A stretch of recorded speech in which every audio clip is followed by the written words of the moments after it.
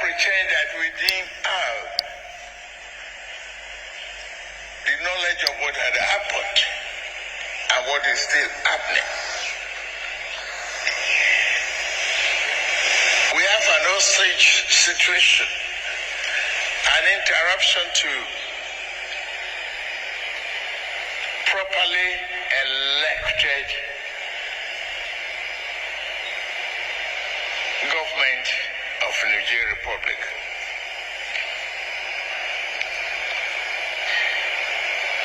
Your presence here reflects your commitment to democracy, principle, and value. And in this time, that we must demonstrate our commitment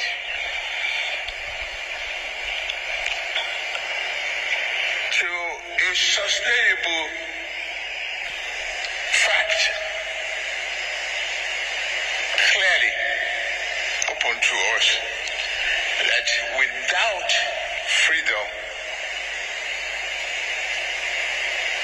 and democracy, there can be no development. There can be no end to poverty.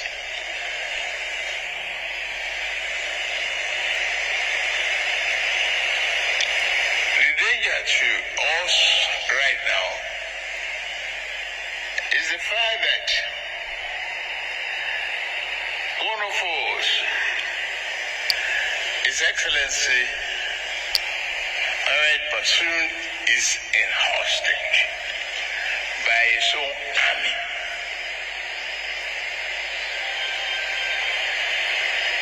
A presidential guard. What a calamity.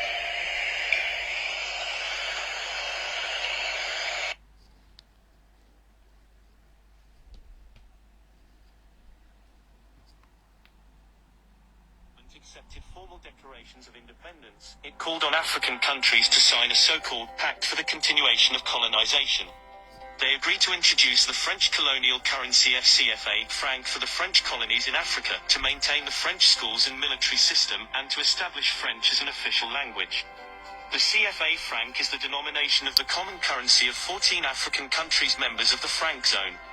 This currency, which constitutes a break on the emergence of these countries, was created in 1945 when France ratified the Bretton Woods agreements and proceeded to implement its first declaration of parity to the International Monetary Fund (IMF).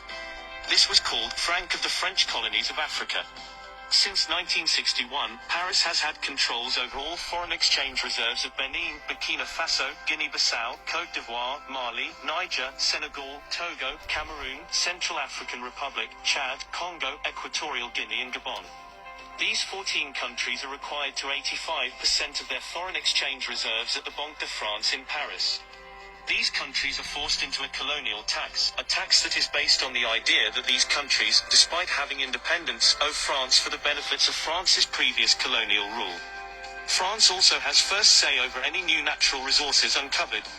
Although this has been known for some time, it's just been dug up again by a German newspaper who are putting the yearly figure at $440 billion. The French government collects from its former colonies each year €440 billion of taxes. France relies on the revenues coming from Africa not to sink into economic insignificance, warns the former President Jacques Chirac. There is something almost psychopathic in the relation of France with Africa. First, France is severely addicted to looting and exploitation of Africa since the time of slavery. Then there is this complete lack of creativity and imagination of French elite to think beyond the past and tradition.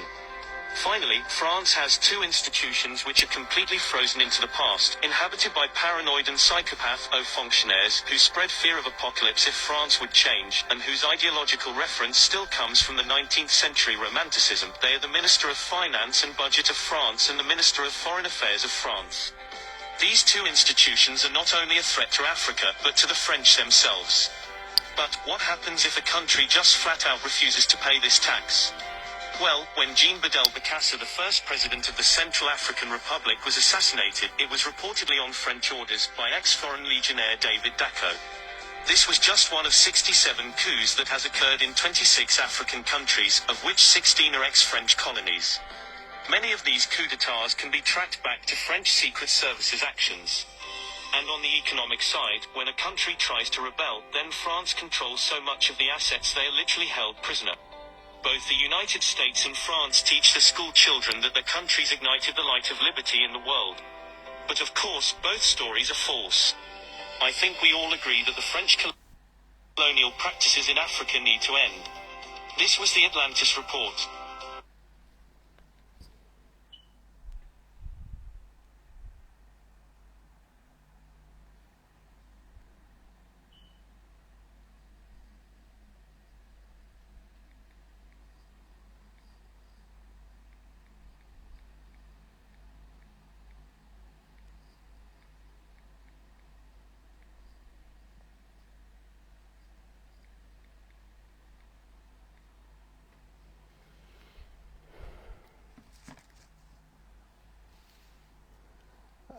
Welcome back to part 2 of this program.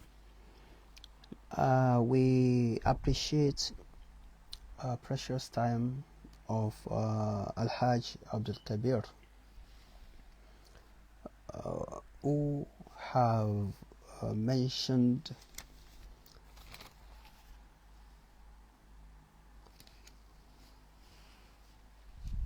few points of what happened in Niger Republic. Kí Olúwa kó bá wa san Hajj Abdul Kabir ní ẹ̀san lóore. Èyí tẹ́ bá ń ṣẹ̀ṣẹ̀ ń join ètò yìí, ohun tí à ń gbé yẹ̀wò òun ni ohun tó ṣẹlẹ̀ ní ìlú Niger Republic. A ṣàlàyé nínú èyí tí a kọ́kọ́ ṣe pé kí ló fà á tí ìjọba ológun ṣe gba ìjọba, àti kí ni nǹkan tó máa ṣẹlẹ̀ lẹ́yìn ìgbà tí wọ́n ti gba ìjọba kúrò lọ́wọ́ ìjọba alágbádá.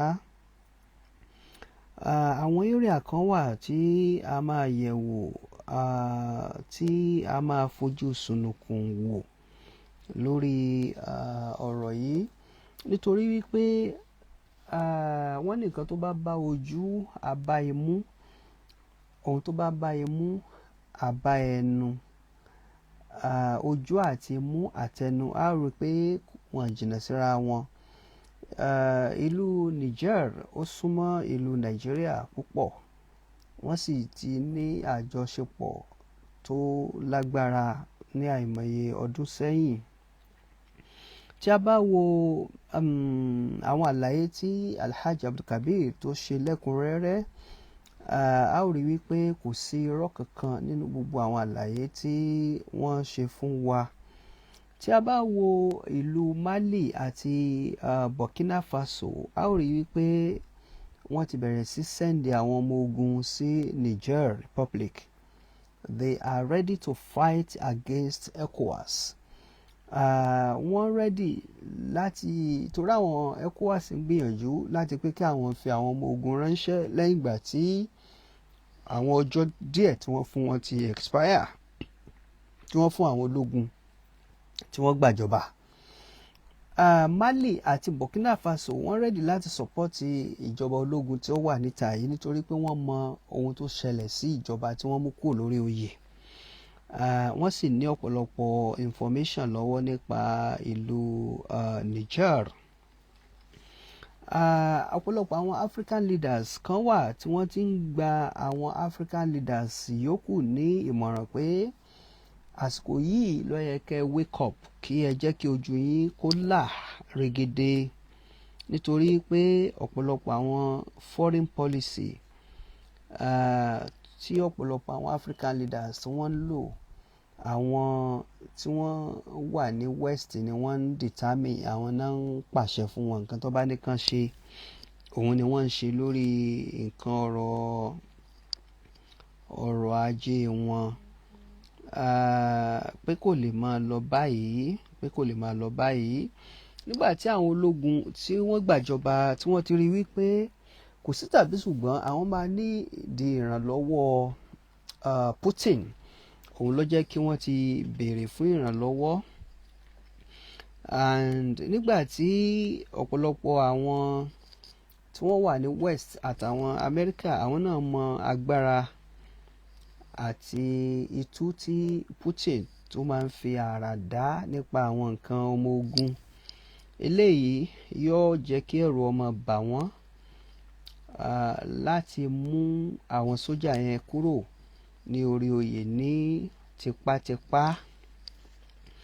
Ṣùgbọ́n tó bá wá padà wá di pé ó di ogun náà ni kò sí bí wọ́n ṣe ní ta sí Nàìjíríà. Tí wọ́n bá ti wá ta sí Nàìjíríà kò sí ní bí ogun yẹn ò ṣe ní dé ọ̀dọ̀ àwọn ọmọ ilẹ̀ Haúsá, nítorí pé àwọn ilẹ̀ Haúsá kọ̀ọ̀kan wà tó ṣe pé àwọn ní ìlú wọn súnmọ́ ìlú Niger púpọ̀ jù. Tá bá wo ìlú Yobe ó súnmọ́ Niger, tá bá wo Borno ó súnmọ́ Niger, tá bá wo Jigawa, tá bá wo Katsina, tá bá wo Zamfara, tá bá wo Sokoto, tá bá wo Kebbi. Ìdí nìyí tó fi já sí pé ìjọba Nàìjíríà gbọ́dọ̀ ṣe akitiyan bí ogun ṣe ní ṣẹlẹ̀ ní ìlú Niger. Tí a bá wo ọ̀pọ̀lọpọ̀ àwọn Africa country kọ̀ọ̀kan bíi Algeria, wọ́n ti ń ban gbogbo àwọn French military camp tó wà ń bẹ̀. Wọ́n ti ní kí ọ̀pọ̀lọpọ̀ wọn kí wọ́n máa padà lọ ìlú wọn wípé àwọn ò fẹ́ kí wọ́n control àwọn mọ́. And tí a bá wò àwọn ológun tó gbàjọba nílùú Niger yìí wọ́n ti fún àwọn French military ní 30 days. Wọ́n láwọn fún wọn ní 30 days kán fi padà sí ìlú wọn. Pé tó bá padà sí ìlú wọn wọ́n máa kábàámọ̀. And àwọn France wọ́n mú ọ̀rọ̀ yìí ní kékeré. Ìdí nìyí tó fi já sí wípé àwọn US àti àwọn ìjọba Gẹ̀ẹ́sì ló colonize Nàìjíríà, so àwọn náà ń pàṣẹ fún wa níbí ní Nàìjíríà. àwọn ìjọba Gẹ̀ẹ́sì náà ń pàṣẹ fún àwọn ìjọba Nàìjíríà torí pé àwọn náà colonize ìlú wa. Wọ́n believe pé àwa kọ́ la ní ìlú Nàìjíríà o. Tẹ́yìn ò bá mọ̀, àwọn Gẹ̀ẹ́sì ò believe pé àwa la ní ìlú, nítorí pé àwọn làwọn create Nàìjíríà. So báwọn ṣe create ẹ̀ yẹn àwọn làwọn ní, àwọn dẹ̀ làwọn fún wa ní orúkọ. So àwọn náà fún wa lórúkọ, nǹkan tí àwọn bá ti sọ a gbọ́dọ̀ tẹ̀lé. Wọ́n ń force ìjọba Nàìjíríà pé dandandandan wọ́n gbọ́dọ̀ gbìyànjú bí wọ́n ṣe máa mú ìjọba ológun tó wà ní ìlú Niger balẹ̀. Kì í dẹ̀ ṣe nǹkan tó easy bẹ́ẹ̀ yẹn. Ó ti já sí pé President Tinubu òun ni chairman ECOWAS lọ́wọ́lọ́wọ́ báyìí. Ọ̀pọ̀lọpọ̀ àwọn nǹkan táwọn ECOWAS ń plan páwọn fẹ́ ṣe ní ìlú Niger lẹ́yìn ìgbà tí ọjọ́ méje yẹn ti expire táwọn sójà yẹn ní láéláé àwọn onígbìjọba kalẹ̀, nítorí pé ẹni tí àwọn gbàjọba lọ́wọ́ ẹ̀ yìí, ọ̀rọ̀ àwọn Boko Haram, ọ̀rọ̀ àwọn terrorists wọ́n ń gbé lọ síwájú ẹ̀ pé kó take action, pé gbogbo àwọn àlùmọ́ọ́nì nǹkan ọ̀rọ̀ àlùmọ́ọ́nì ìlú àwọn ló ti sọ di nǹkan ọ̀fẹ́, gbígbà tí wọ́n kàn fún àwọn France ní nǹkan àlùmọ́ọ́nì lọ́fẹ̀ẹ́ nítorí pé owó tí wọ́n ń ta àwọn kìnìún náà àti tí wọ́n ń dá padà sílùú Niger owó tó kéré ni, tí kò gbégbèsè gidi kan lórí ẹ̀. Irú uranium nísìnyí òun ni àwọn French ń lò tán fi ń ṣe nuclear power, and wọ́n ń gba gold lọ́wọ́ wọn, wọ́n ń gba diamond lọ́wọ́ wọn, wọ́n ń gba oríṣiríṣi àwọn nǹkan lọ́wọ́ àwọn Niger nítorí pé àwọn ni wọ́n colonize wọn. And tí a bá wò ó, a ó rí wípé bí wọ́n ṣe destroy ìlú Libya náà rèé, nígbà tí àwọn West tí wọ́n wo koko mọ́ Gaddafi, ní Libya nígbà tí kò dá wọn lóhùn tí wọ́n fẹ́ wọ́n padà destroy ìlú wọn. Tẹ́ bá lọ Syria, tẹ́ bá lọ Iraq, ẹ ó rí oríṣiríṣi àwọn nǹkan tó ti ṣẹlẹ̀ tẹ́ fi mọ̀ pé ogun kì í ṣe nǹkan tó dáa rárá o. Ká lè mọ̀ pé ogun ò dáa, a ti produce documentary lórí Russia àti Ukraine. Èyí tẹ́ bá ti wò ẹ lọ wò ó, mo mú gbogbo details yẹn wá àti fídíò àti fọ́tò àti ìtàn tó sopọ̀ mọ́ àwọn ìlú yìí. Tí ogun bá ṣẹlẹ̀, inú àwọn Gẹ̀ẹ́sì máa ń dùn torí pé àwọn máa ráyè ta àwọn nǹkan ogun wọn. Wọ́n á sì dáàbò bò ìlú tiwọn. Ibí yìí ni ó ti yẹ kí àwa tá bá jẹ́ African leaders ká ronú jìndòjìndò gbogbo ọ̀nà tí ogun yẹn ò ṣe ní wáyé ní ìlú Niger. Òun ni ohun tí ó yẹ ká sá eré ẹ̀. Àwọn Gẹ̀ẹ́sì ni wọ́n fọ́ọ̀sì President Tinubu tó fi gbé lẹ́tà dìde lọ sọ́dọ̀ àwọn Senate. Ló ṣe gbé lẹ́tà lọ sí Senate pé Nigeria fẹ́ lọ jagun nílùú Niger. But unfortunately àwọn Senate wọ́n approve ẹ̀. Bí wọ́n dẹ̀ ṣe approve ẹ̀ yẹn, ó dáa torí pé àwọn ti mọ ibi tí kìíní yìí máa já sí. Wọ́n ti mọ ibi tí ó máa já sí. Nigeria ó ti yọ iná torí pé à ń fún àwọn Niger ní iná. Nítorí ọ̀rọ̀ iná tí Nigerian government ní kí wọ́n yọ, kán dẹ̀ close border. Bọ́n ṣe close border yẹn, Nigeria ti lose àìmọye billions. And àwọn sójà wọ́n halẹ̀ nípa àwọn máa blow Kanji Dam. Tí wọ́n bá blow Kanji Dam, ó máa affect gbogbo iná tó wà Nigeria. Ìdí nìyí tó já sí pé ọ̀rọ̀ tó wà nílẹ̀ yìí ó wà very sensitive gidigidi. Nigerian government gbọ́dọ̀ ronú jìndò dáadáa kan tó take àwọn any action lórí ọ̀rọ̀ tí ó wà nílẹ̀ yìí. Ọ̀rọ̀ tó wà nílẹ̀ yìí ó wà sensitive gidigidi. Gbogbo àwa tí a bá ní òye, a fẹ́ kẹ́ ẹ máa fi òye bá wa ká lọ lórí ọ̀rọ̀ yìí. Gbogbo àwa tá bá ní làákàyè, ẹ jẹ́ ká máa fi làákàyè bá wa lọ lórí ọ̀rọ̀ yìí. Nítorí wípé ìdí tí a ṣe gbọ́dọ̀ mọ nǹkan tó ń lọ ni wípé ká fi mọ báwo la ṣe fẹ́ dá sí nígbà tí a bá fẹ́ dá sọ̀rọ̀. Àbí tí nǹkan kan bá ṣẹlẹ̀ nílùú wa, tógun bá ṣẹlẹ̀ gbìm nísìnyí, kẹ́ ló máa ní wọ́n mọ̀ wípé ogun ń bọ̀, sóko yá mọ́ àwọn nǹkan tó ń lọ nípa ìlú rẹ ó ṣe pàtàkì. Kí ni àwọn nǹkan tó jẹ́ fact lórí ọ̀rọ̀ Niger yìí? À ń láti mọ̀. Tí a bá ní ká wo ìlú Niger yìí, a ó rí i pé Niger is one of the poorest country. One of the poorest countries ni ìlú Niger wà. Nítorí kí ni wọ́n ṣe jẹ́ olòṣì? Tòun tí bó ti já sí pé the country is blessed with oil, diamond, gold. Nígbà tí wọ́n ní gold, tí wọ́n ní uranium, wọ́n ní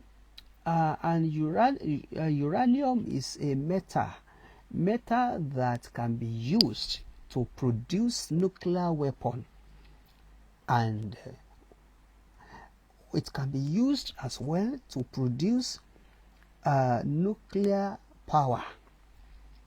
So now France has been collecting uranium from Niger Republic for many years ago to power their electricity, to make their weapons in the name of colonial master.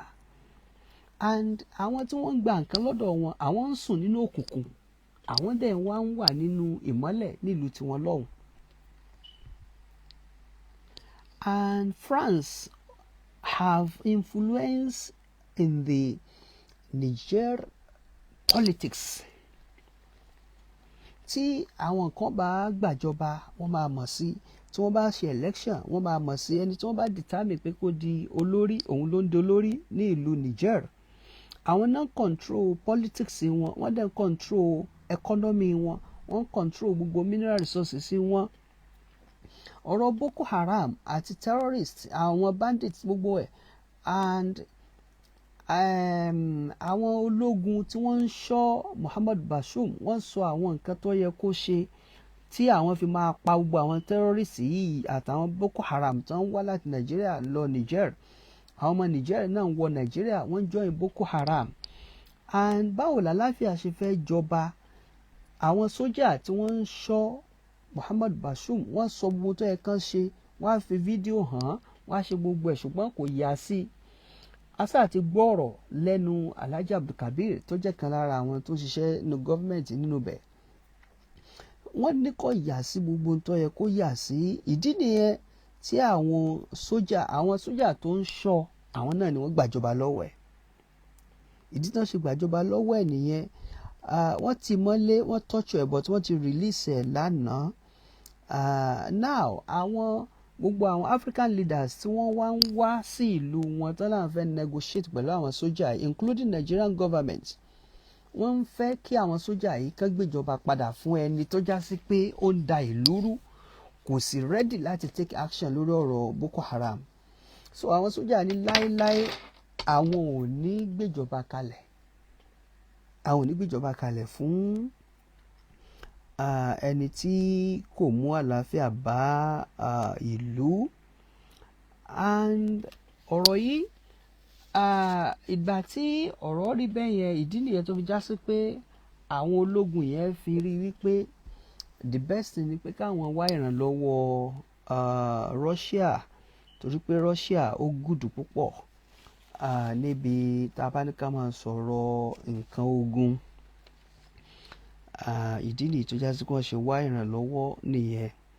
Lórí ọ̀rọ̀ yìí, ní Senegal, àwọn Senegalese wọ́n protesters in Senegal, wọ́n náà wọ́n ti protest against àwọn Senegalese military tí wọ́n intervention wọn lórí ọ̀rọ̀ yìí ní ìlú Niger. Turkish president also praised Niger for cutting ties with French. Wípé àwọn French wípé they have been exploiting Africa countries, so they were happy lórí nǹkan tó ń ṣẹlẹ̀ ní ìlú Niger, ìyẹn àwọn ìjọba Turkey. And Russia also is happy for this new military junta. Russia government is ready to support the military government in Niger. Ṣùgbọ́n US àwọn ní kò sí nǹkan tó jọ bẹ́ẹ̀, UK wọ́n ní kò sí nǹkan tó jọ bẹ́ẹ̀. And ibí yìí ni a ó ti rí wípé ọ̀rọ̀ tó wà ńlẹ̀ ní ìlú Niger anytime ló lè já sí ogun, nítorí wípé àwọn tó gbàjọba wọn ready láti gbé ìjọba kalẹ̀. Tí a bá wo ìdí pàtàkì, ìdí tí àwọn ológun ṣe gbàjọba, Alhaji Abdulkabir ti ka ọ̀pọ̀lọpọ̀ àwọn kinní yìí fún àwa tí a bá wa wo ètò yìí láti bẹ̀rẹ̀. And ọ̀pọ̀lọpọ̀ àwọn sójà, ọ̀pọ̀lọpọ̀ àwọn police ni lẹ̀mí wọ́n ti ṣòfò nílùú Niger kó tó di pé àwọn sójà yìí kó tó di pé wọ́n gba ìjọba. ṣe ọ̀pọ̀lọpọ̀ àlàyé nípa àwọn itú tí àwọn Boko Haram tí wọ́n fi àwọn sójà dá àti ìnira tó ń bá àwọn ará ìlú. Prime Minister of Italy also advised African leaders to reject àwọn tí wọ́n ń pera wọn ní imperialist, nǹkan tí Prime Minister Italy tóun sọ nìyẹn. Òun náà sọ wípé àwọn Áfíríkà ò lè mọ báyìí lọ wípé wọn kàn lè yajúlẹ̀ bẹ́ẹ̀ yẹn kan mọ báyìí lọ, wípé wọ́n ní láti ronú sí ọ̀rọ̀ ìgbésí ayé àwọn ọmọ Áfíríkà tí wọ́n ń jẹ́ olórí fún. And ECOWAS defence chiefs òun náà ti ṣe ọ̀pọ̀lọpọ̀ meeting ní Nàìjíríà pẹ̀lú àwọn tí ó yẹ kán ṣe meeting pẹ̀lú wọn. ECOWAS said that they are ready for war. Wọ́n láwọn ready fún ogun. Àwọn máa gbìyànjú báwọn ṣe máa provide àwọn troops táwọn máa send sí Niger pé bí ó bá di ogun kó dogun, tí ó bá di ìjà kó dìjà. Tí a bá wá wò àwọn African countries kan wà gẹ́gẹ́ bí Burkina Faso àti Mali, they have declared war against Niger. And they promised that pé àwọn máa kúrò, they are ready to leave ECOWAS. Nítorí wípé àwọn tí wọ́n ń sọ wípé ìjọba sójà tó wà lórí òde báyìí ní Niger pé kì í ṣe ìjọba tó dáa. So àwọn Burkina Faso àti Mali wọ́n gbógun tí wọ́n ní wọn mọ nǹkan tí wọ́n ń sọ. And the president of Liberia, George Weah, says that ECOWAS should work for the interests of our people. We cannot condemn military coup when we do not condemn those who carry out institutional coup. Ọ̀rọ̀ tí president Liberia tóun sọ nìyẹn lórí ọ̀rọ̀ yìí. Lórí ọ̀rọ̀ yìí kan náà òun ló fà á tí a bá wo Jebba Dam àti Kanji Dam, ó ní agreement tó wà láàrin ìjọba Nàìjíríà àti Niger kó tó di pé wọ́n ṣètò Kanji Dam sórí river Niger àti river Benue, pẹ̀lú àdéhùn pé àwa Nàìjíríà la máa fún Niger ní iná, torí pé dáàmù yẹn àjọ ní. Ìdí nìyí tó já sí pé inú àwọn ìjọba ológun ò dùn pé Nàìjíríà yọ iná tó ń lò 75% Nàìjíríà ló ń provide. Gẹ́gẹ́ bí Haji Abdulkabir ṣe sọ, bí about 25% ló kù tí wọ́n ń lò lọ́wọ́lọ́wọ́ báyìí sí. Ìdí nìyí tó já sí pé wọ́n ready láti rí any delegate tí Nigerian government bá send wá sí ọ̀dọ̀ wọn. And torí pé wọ́n ní President Tinubu kò mọ bó ti yẹ kó deal pẹ̀lú ọ̀rọ̀ tó wà nílẹ̀ yìí. Wọ́n ní kò mọ bó ti yẹ kó ṣe pẹ̀lú ọ̀rọ̀ yìí. That is why tí àwọn ìjọba ológun yìí àwọn náà promise, wọ́n threaten Nigeria pé àwọn máa bọ́ǹbù Kanji Dam. So tí wọ́n bá bọ́ǹbù ẹ̀, ṣé nǹkan tó wá dára ni? Ibí yìí ni a máa ti recommend fún Nigerian government must dialogue and use diplomacy decision lórí ọ̀rọ̀ tí ó wà nílẹ̀ yìí, torí pé tí Nigerian government tí bá lóun fẹ́ bá Niger jà bí ìgbà tó fẹ́ bá ìlú ara rẹ̀ jà ni o, and ibi tó máa já sí kì í ṣe ibi tó dáa rárá tọ́. A ó rí i pé France remains member of the United Nations, nítorí pé France ó wà nínú àwọn United Nations Security Council, and one of the biggest people tó já sí pé àbí one of the biggest country àbí ká sọ pé one of the biggest perpetrators of human rights violation àbí violator in Africa, because United Nations knows and keep silent. Wọ́n dákẹ́. They know that France remain the biggest risk to peace and security in Africa, but no one is ready to discuss this. And since àtìgbà tí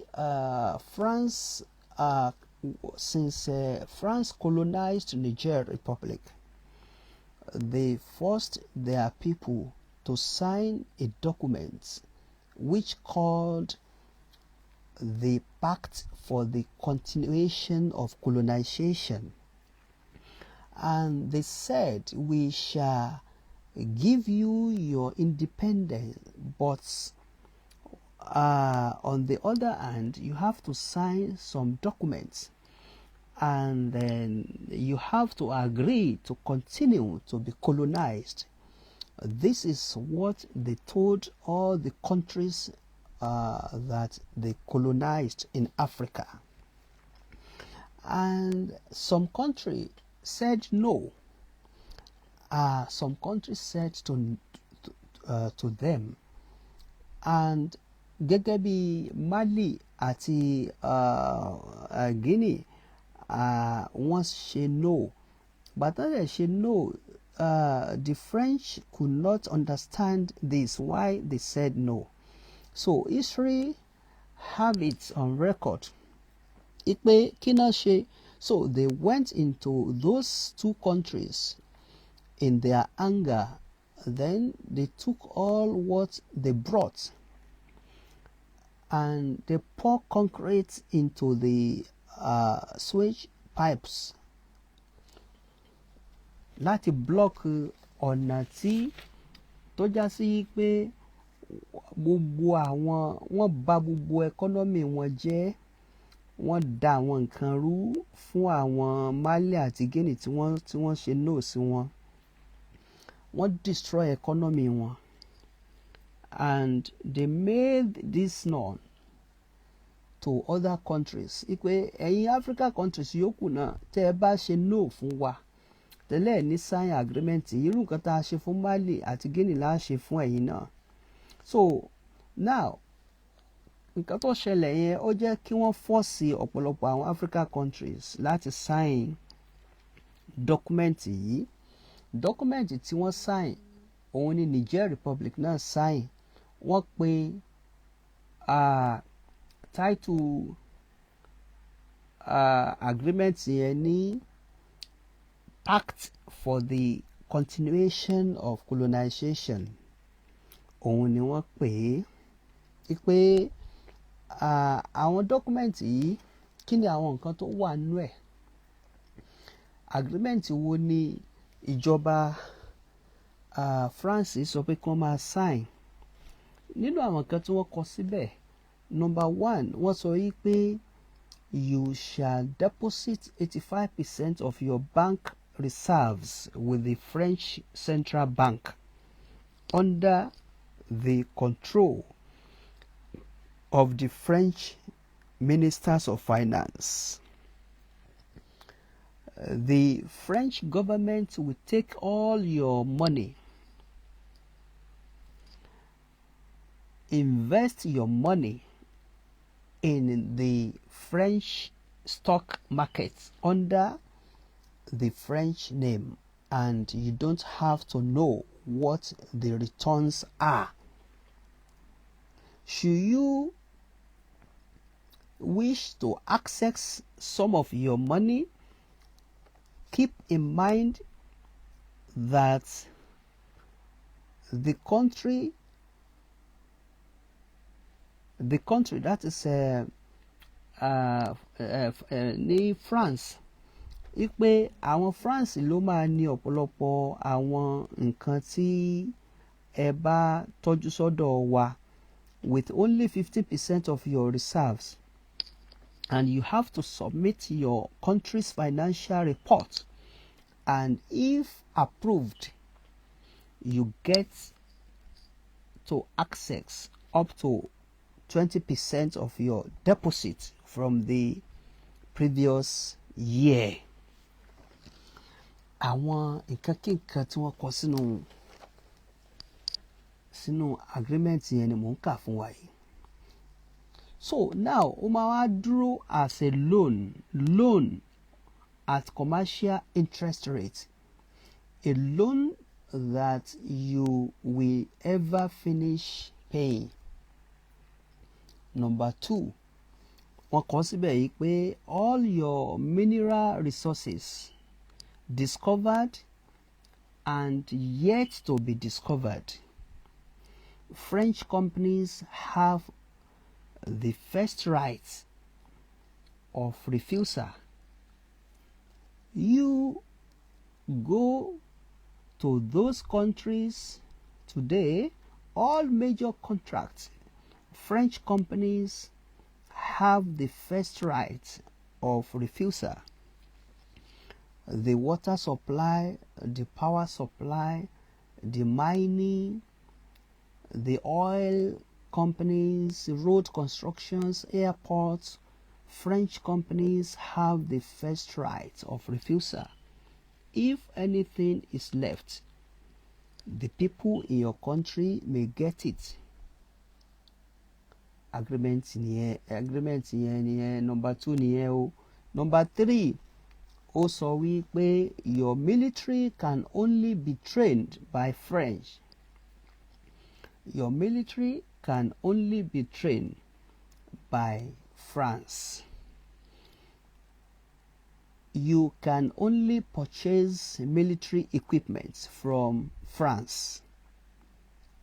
France shall have military presence in your country and can invade your country without notice.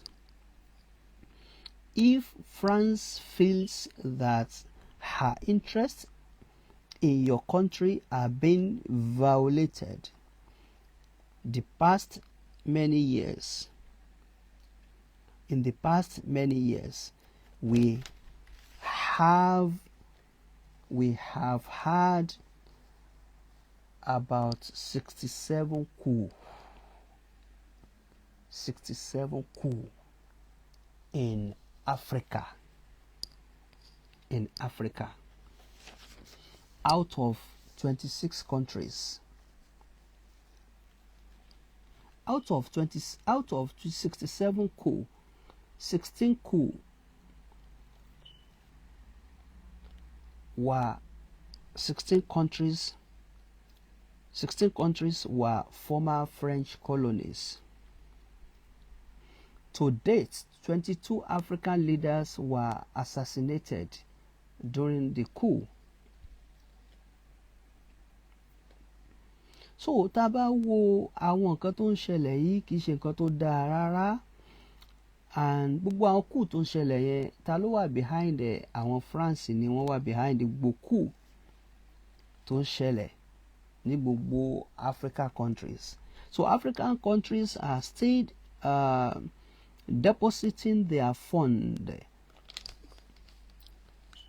as part of the continuation of colonization.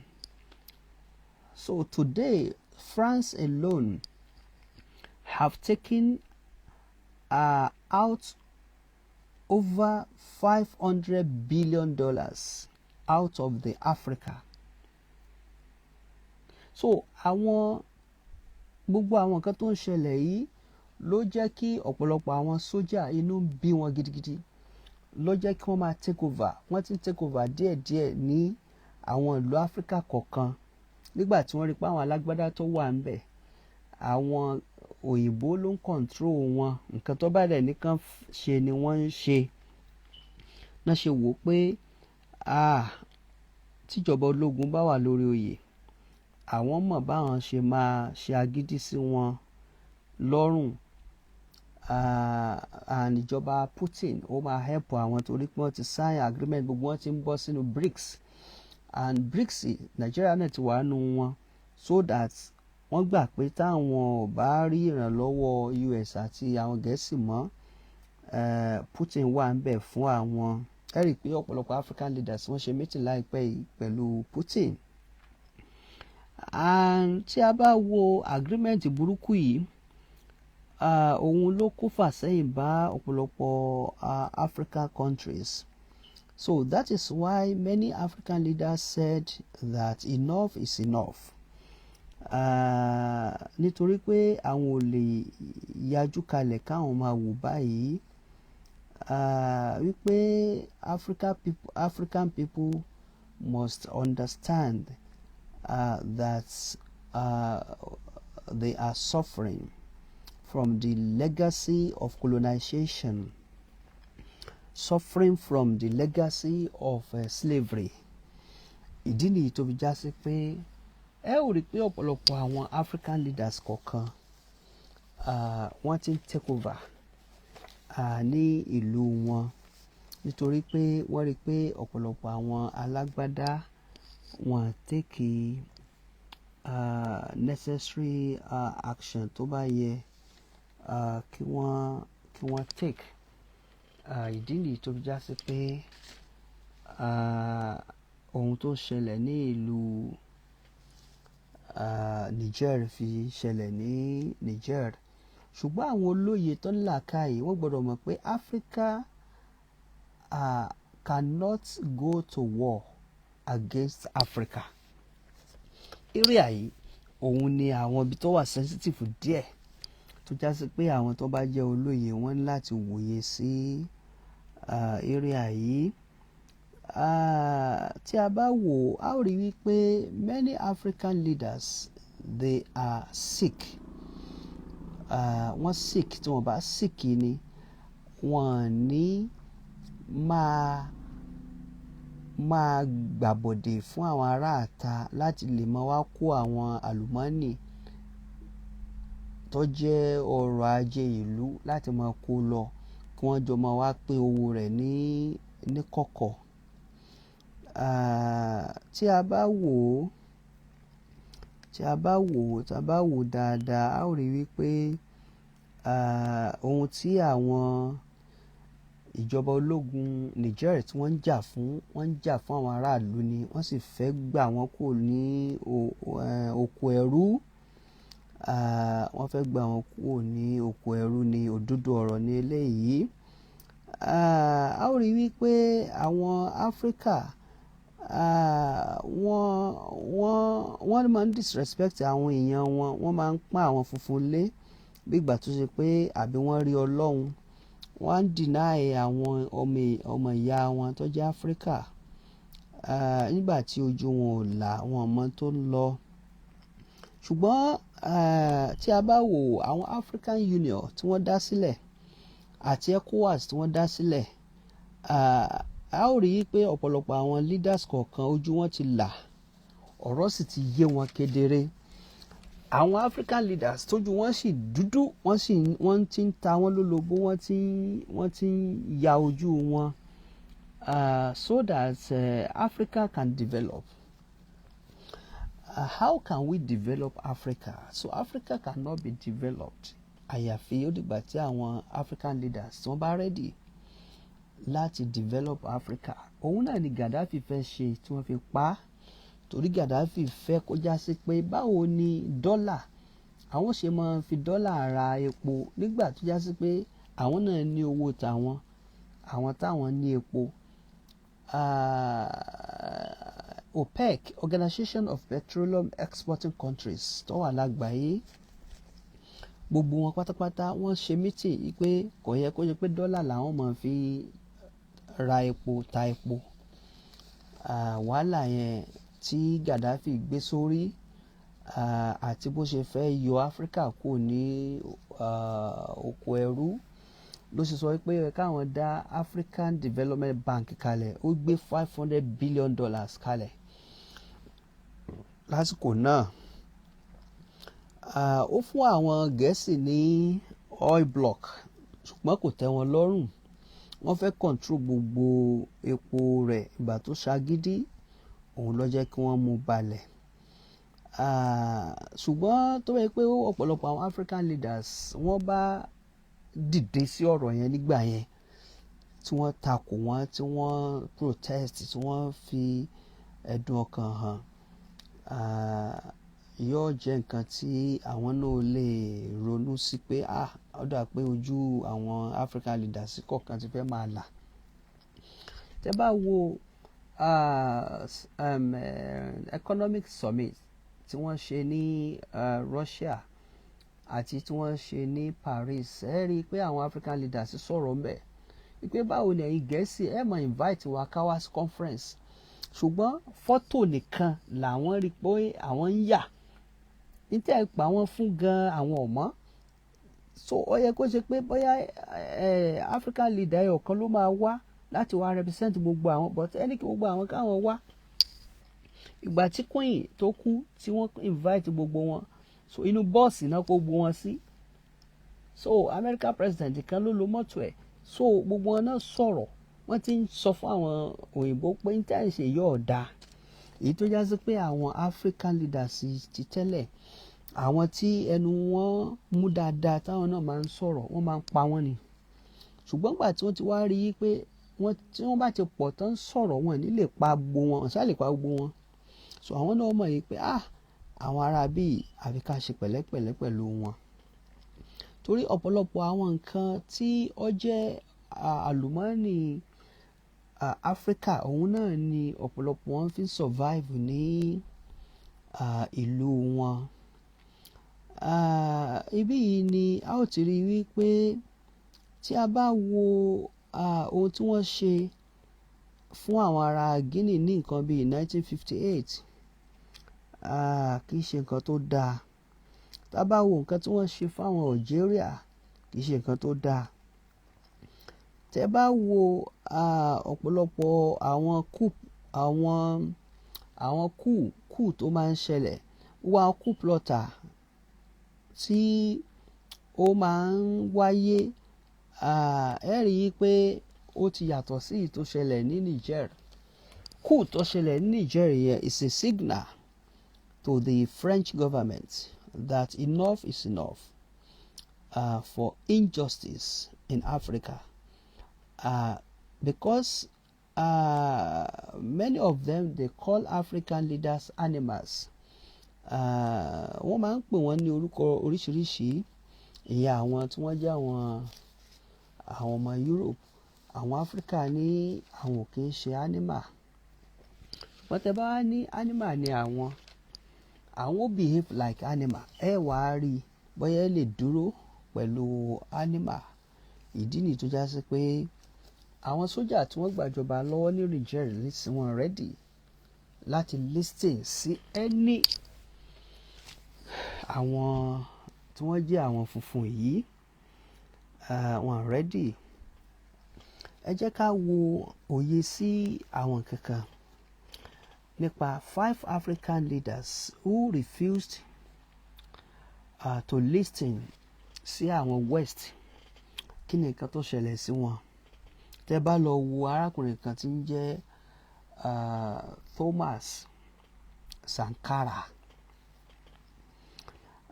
He was one of the Pan-African nationalists and president of Burkina Faso from 1983 to 1987.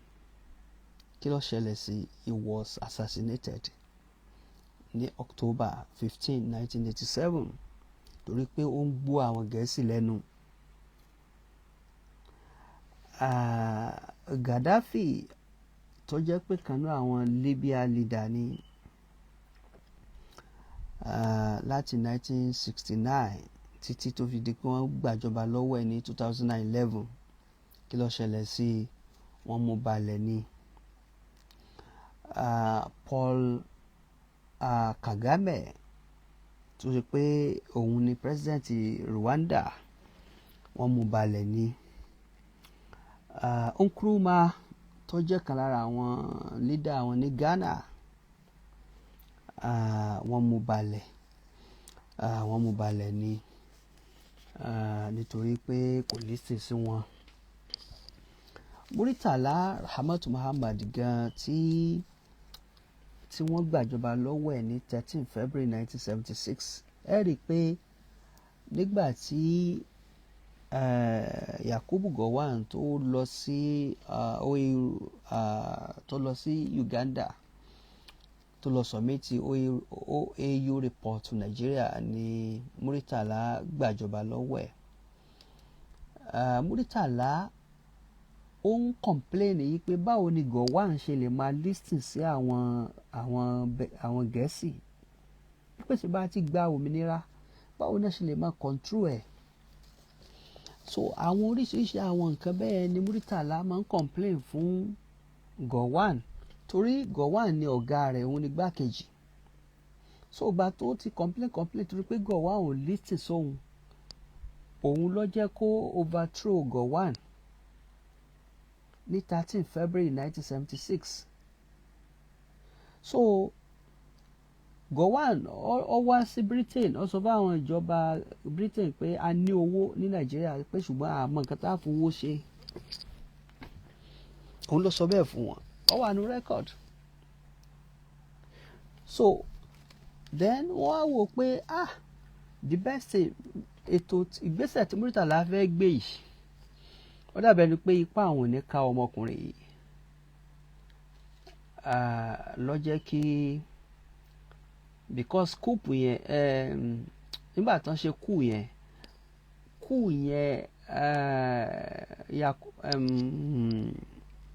Yakubu Gowon ó mọ̀ sí torí pé òun ló ń plan pẹ̀lú Dinka gbogbo ọ̀nà tó máa rìn tí wọ́n fi rí Muritala mú balẹ̀ torí Muritala ti sọ ọ̀pọ̀lọpọ̀ secret ẹ̀ fún Gowon nígbà tí wọ́n fi jọ jẹ́ ọ̀gá àtọmọṣẹ́ àti ìgbà tí wọ́n jẹ́ ọ̀rẹ́ sí ọ̀rẹ́. Gowon ló sọ fún àwọn Dinka pé kán plan kúùpù Muritala sí ọjọ́ Friday torí Muritala ti sọ yí pé ìbọn ò lè ran òun àyàfijọ́ Friday. Òun ní aṣọ tóun máa ń wọ̀ àti pọ̀pá tóun máa ń mú dání tí wọ́n ṣe fóun ní Kano. Ọjọ́ Friday ní Muritala kò kí ń lo gbogbo àwọn nǹkan agbára yẹn. Òun ló jẹ́ kán plan kúùpù àwọn Muritala sí ọjọ́ Friday. Tẹ́ bá wo kúù yẹn dáadáa wọ́n fẹ́ mú gbogbo 19 state administrator wọ́n fẹ́ mú gbogbo wọn balẹ̀. Ọbalẹ́ndé ni wọ́n pa Muritala sí. Ọbásanjọ́ tí ìbá ṣe pé ó di labalábá torí wọ́n lọ ilé tẹ̀ náà wọ́n fẹ́ pa òun náà ó di labalábá ni o. Wọ́n pa Kwara state administrator Ibrahim Taiwo wọ́n pa gbogbo wọn bẹ́ẹ̀. Ọ̀pọ̀lọpọ̀ kúù tó ń ṣẹlẹ̀ ní Nàìjíríà kò sí ìtàwọn Gẹ̀ẹ́sì ọmọ sínú ẹ̀. Then ìwé kan green báyìí tí wọ́n máa ń gbé fún president Nàìjíríà níjọ́ tí wọ́n bá gbéjọba tíjọba kan bá ń lọ tíjọba míì máa dé ẹ rí i pé ìwé yẹn Buhari gbé fún Tinubu náà. Àwọn síkírìtì kan wà nù ìwé yẹn tó já sí pé wọ́n yẹn kà síta fẹ́nibọ́dì. Nínú ẹ̀ ibì kan wà ń bẹ̀ tó já sí pé gbogbo nǹkan tí ìjọba Gẹ̀ẹ́sì tí wọ́n bá ti fẹ́ ìwọ president tuntun tó dé yìí ò gbọ́dọ̀ ṣàgídí sí wọn ó wà ńbẹ̀ ó wà nú ẹ̀ níbi àwọn passage kan pé ìwọ new president tó ṣẹ̀ṣẹ̀ dé yìí ó lè probe immediate past president o president tó gbéjọba fún ọ ó lè probe ẹ̀ ìdí nìyí tó fi já sí pé Tinubu bó ṣe wà yẹn kò lè probe Buhari no gbogbo tó kí Buhari ṣe Tinubu ò tó bẹ́ẹ̀ kó fọwọ́ kàn ìgbà tí Buhari náà wà ńbẹ̀ ẹ rí i pé kò lè fọwọ́ kàn Jonathan tòun ti gbogbo àṣírí ṣe tú gbogbo bí ìyàwó rẹ̀ ṣe ṣòwò òlu kúmọkúmọ ẹ rí i pé wọ́n lè fọwọ́ kàn ìgbà tí Yar'Adua wà ńbẹ̀ ẹ rí wípé àwọn èèyàn ń fọ́ọ̀sẹ̀ yìí pé kó probe Ọbásanjọ́ tó Ọbásanjọ́ ṣòwò iná Nàìjíríà kúmọkúmọ $16 billion tó Ọbásanjọ́ lòun fi ṣe iná Nàìjíríà tó ṣe pé gbogbo owó yẹn kò lè ṣàlàyé ẹ̀ bó ṣe ṣòwò ẹ rí i pé bíi 3 weeks náà fi air program yẹn lẹ́ǹtì kí ló padà end Yar'Adua nìkan close case yẹn ni because kò lè fọwọ́ kan Ọbásanjọ́ bàtọ́ Ọbásanjọ́ wà ń bẹ̀ àwọn Nigerians sọ pé ó yẹ kó Ọbásanjọ́ arrest Babangida kówó jẹ kankan kí ló Ọbásanjọ́ sọ ó ní ẹ lọ mú evidence wá pé Babangida kówó jẹ because òun mọ̀ pé òun lè fọwọ́ kan Babangida torí Babangida lọ help òun náà tó fi dé orí oyè so àwọn area yìí ni àwọn problem ti wà ní Africa kì í ṣe Nàìjíríà nìkan ló ti ṣẹlẹ̀ bẹ́ẹ̀ o bó ṣe ṣẹlẹ̀ ní Africa countries yòókù náà nìyẹn nípa pé gbogbo eléyìí ni kò rí bẹ́ẹ̀ ní North Korea ní China kò sí tọ́jọ́ bẹ́ẹ̀ any minister àbí president kan tó bá kó owó ìlú jẹ tí wọ́n ṣe investigation tí wọ́n bá gbá mú wọ́n pa lẹ́sẹ̀kẹsẹ̀ ni kò sí kan tó jọ bẹ́ẹ̀ ṣé wàá rí ṣé mọ̀ pé láfíríkà àwọn ìlú kan wà tó ṣe pé àwọn British ló colonize wọn àwọn ìlú kan wà tó ṣe pé àwọn French ló colonize wọn àwọn ìlú táwọn Gẹ̀ẹ́sì colonize nínú ẹ̀ Nàìjíríà so àwọn Gẹ̀ẹ́sì yẹn àwọn náà ń control Nàìjíríà títí di òní gbogbo báńkì pátá tó wà Nàìjíríà gbogbo owó tó ń sèfù síbẹ̀ wọ́n máa ń kó wá sí Britain ló ń determine èló ni a máa ta epo àwọn náà jẹ́ kán ṣe refineries Nàìjíríà torí pé kán lè bá a lè continue láti máa bá wa refine epo wa ní Netherlands àti UK àwọn náà ń fọ epo Nàìjíríà so àwọn area yìí ó dìgbà tá a bá rí leader kan tó dájú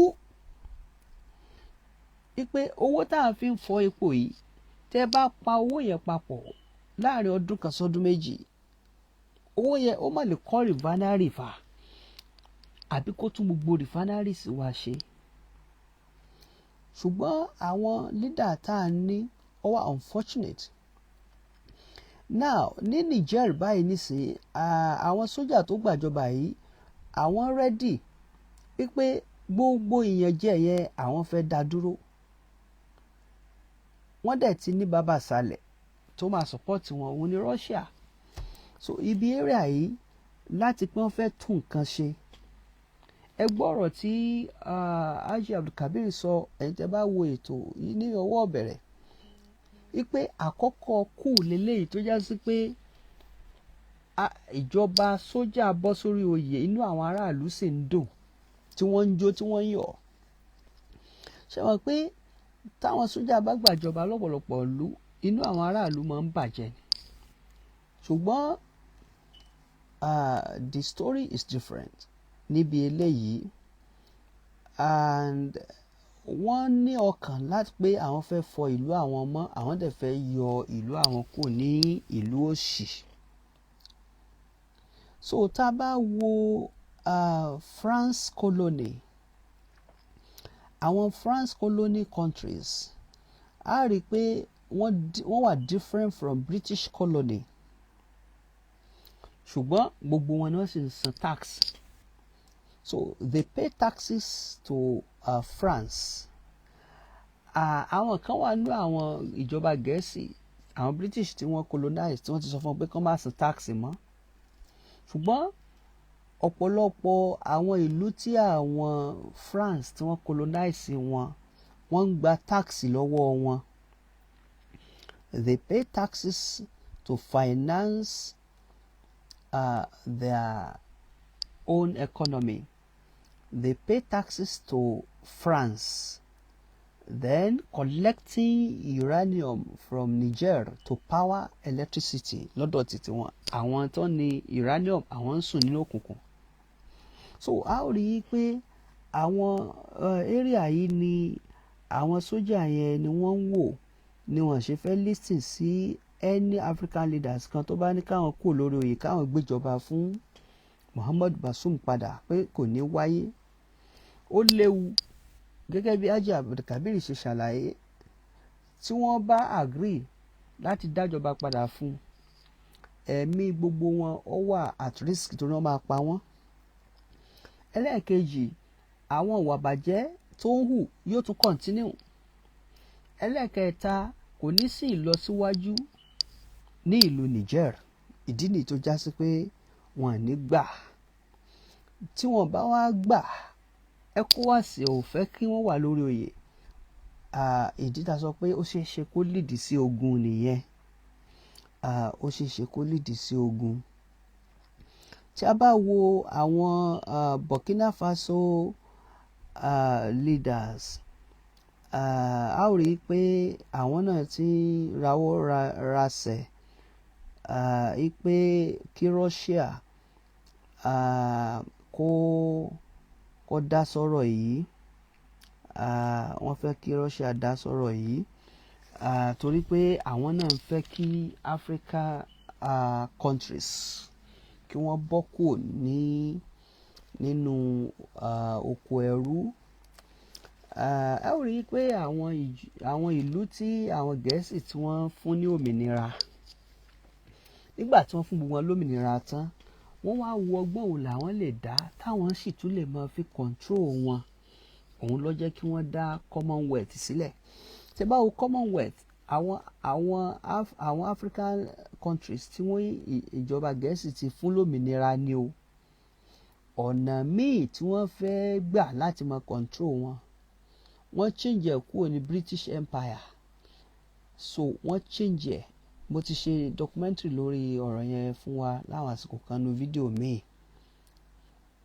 bí wọ́n ṣe change ẹ̀ kúrò ní British Empire tí wọ́n sọ lórúkọ míì kó tó yá wọ́n tún change ẹ̀ kó tó di wọ́n sọ di Commonwealth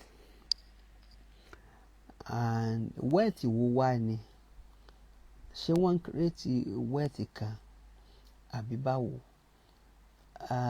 kí ọbabìnrin kó tó kú ó ti sọ fún àwọn African leaders pé tóun bá ti kú ọmọ òun ni ó jẹ́ olórí tí ó máa control Commonwealth yẹn lọ gbogbo àwọn African leaders náà sign agreement yẹn Robert Mugabe òun nìkan ló yarí mọ́ wọn lọ́wọ́ ẹ̀ẹ́dẹ̀ rí i pé wọ́n dá ṣẹ̀ríà fún President Bola Ahmed Tinubu must use diplomacy and also dialogue to handle this Niger Republic crisis because Niger is in crisis. Kì í ṣe nǹkan kékeré ní nǹkan tó ń ṣẹlẹ̀ ní ìlú wọn and a ó rí wípé ogun jíjà kì í so èso rere kì í so èso rere arákùnrin kan bẹ tí wọ́n pè ní Erich Hartmann. He said that war is a place where young people who don't know each other and don't hate each other kill each other by the decision of the old people who know each other and hate each other but don't kill each other. Àwọn tá bá ń làákàyè ká ronú sí ọ̀rọ̀ yìí. Ọ̀rọ̀ ńlá ni tó ní ìtumọ̀ tó ní agbára. Bóyá kí n tún kà lẹ́ẹ̀kan sí. Ó ní war is a place where young people who don't know each other and don't hate each other kill each other by the decision of the old people who know each other and hate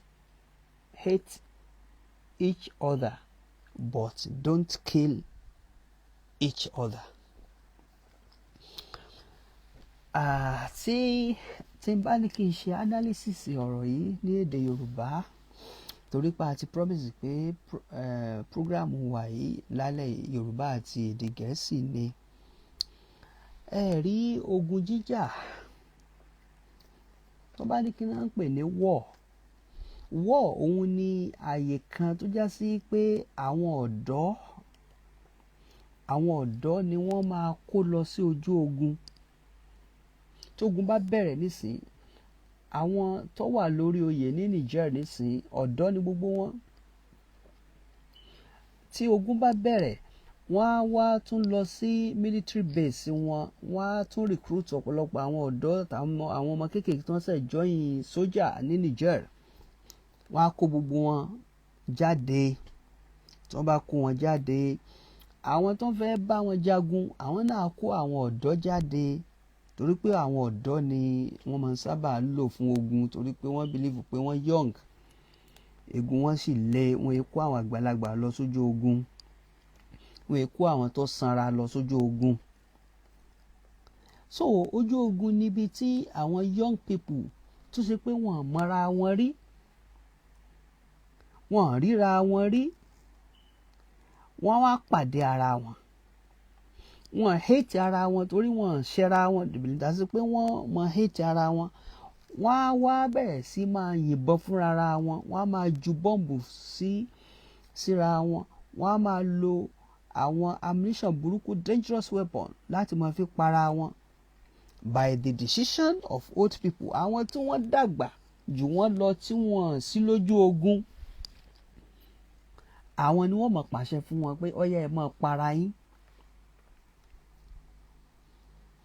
Ọ̀yá ẹ bẹ̀rẹ̀ sí máa para yín. Àwọn leader tí wọ́n ń pàṣẹ yìí, àwọn mọra wọn. Tí Putin bá send àwọn ọmọ ogun sí Niger nísìn, so Putin àti Abrahaman tó jẹ́ olórí àwọn sójà tó wà ń bẹ̀ ńsìn, àwọn ò ti bára wọn sọ̀rọ̀ lórí fóònù, wọ́n ti mọra wọn. So àwọn leader ó mọra wọn. Wọ́n wá máa pàṣẹ fún àwọn young people lójú ogun tán mọra wọn rí pé ó yẹ ẹ bẹ̀rẹ̀ sí para yín, wọ́n sì bẹ̀rẹ̀ sí para wọn. So tó bá bẹ̀rẹ̀ sí para wọn, ṣùgbọ́n àwọn leader tí wọ́n ń pàṣẹ yìí, àwọn ò para wọn o. Tí Tinubu bá send àwọn ọmọ ogun Nàìjíríà sí Niger ní sípòyà ẹ bẹ̀rẹ̀ sí bá àwọn ọmọ ogun Niger jà, Tinubu òun wà ní Àbújá, yóò máa sùn falala, yóò máa sùn, yóò máa hanrun, yóò sì máa jí, yóò máa sùn, yóò máa lálàáfíà. Ṣùgbọ́n àwọn tó rán lọ sójú ogun, àwọn fẹ̀mí ṣòfò. Tó bá ti níyàwó nú wọn, ìyàwó wọn ó di opó, èyí tó ti bí ọmọ àwọn ọmọ ó di ọmọ òrukàn, èyí tó yẹ pé kò tún níyà tẹ́lẹ̀ tí bàbá rẹ̀ náà bá tún kó sójú ogun ó dọ́mọ òrukàn. Ṣùgbọ́n àwọn lídà Niger àwọn kò sí ẹni tó fẹ́ pa wọ́n torí àwọn gangan ò ní lọ sójú ogun, wọ́n sẹ́ndì àwọn ọmọ ogun náà síbẹ̀. Òun ni nǹkan tí ọ̀rọ̀ tá à ń ṣàlàyé yìí ẹ jẹ́ ká ń pè sí làákàyè. Ìdí nìyí tó fi já sí pé ogun kìí bí ọmọ rẹ̀, kò sógun kankan tó ń bí ọmọ rẹ̀. Ẹ lọ wo fídíò tí mo ṣe lórí Russia àti Ukraine tí n táà bá ń sọ yóò yé ọ.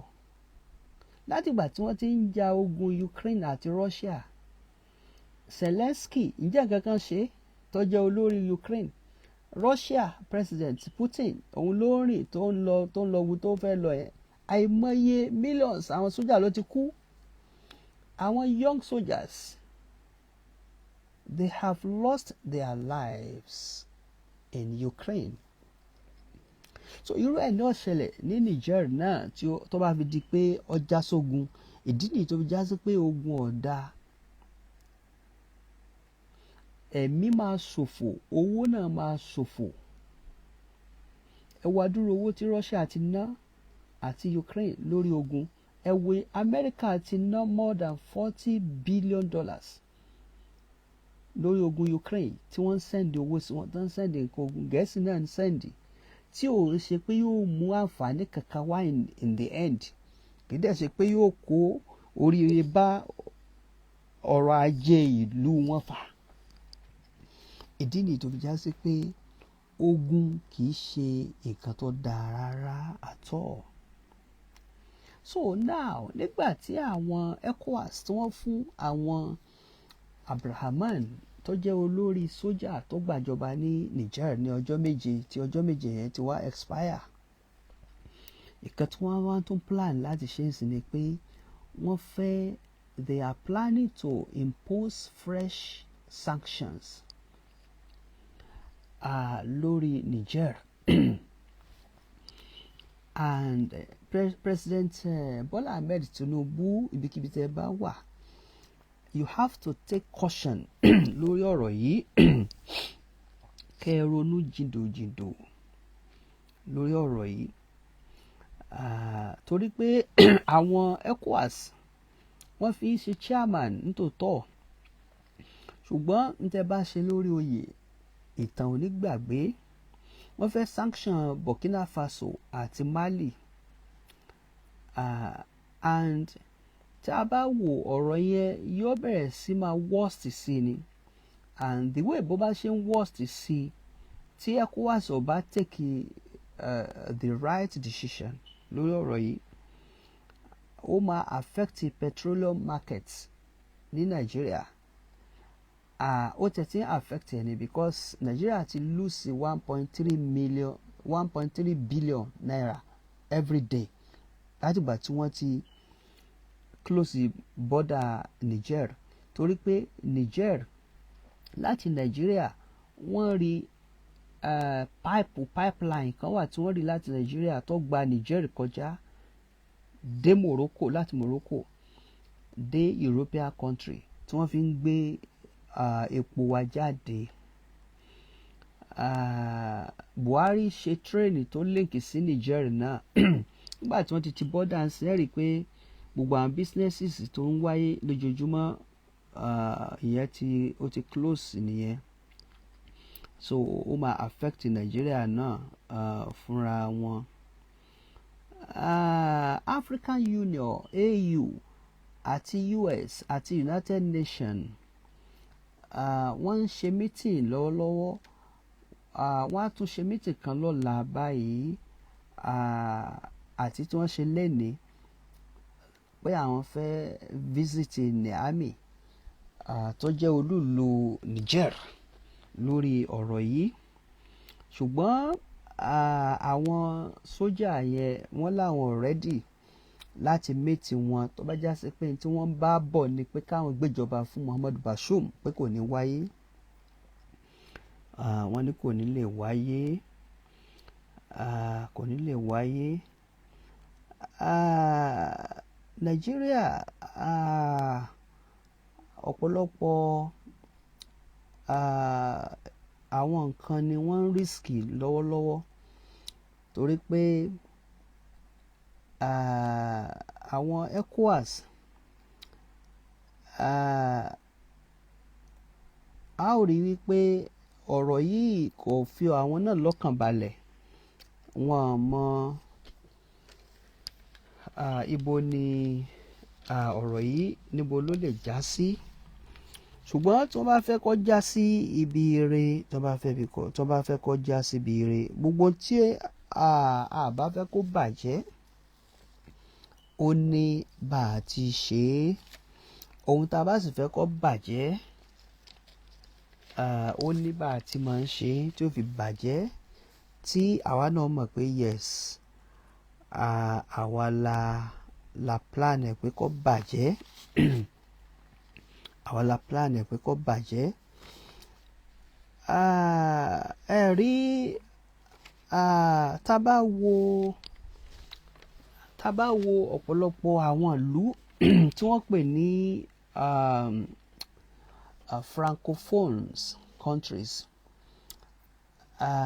ọ̀pọ̀lọpọ̀ àwọn ìlú yìí ló ní àwọn àlùmọ́ọ́nì tó já sí pé tí àwọn African leaders kọ̀ọ̀kan tó wà ní àwọn ìlú yìí tí wọ́n bá cooperate dáadáa, kò sí bí Africa ò ṣe ní wà ní ìlú tó ní agbára tí àwọn òyìnbó gan máa wá síbẹ̀ báwọn fẹ́ gbé bẹ̀, gẹ́gẹ́ bí àwọn ọmọ Africa ṣe ń lọ sí ìlú òyìnbó láti máa lọ gbé bẹ̀.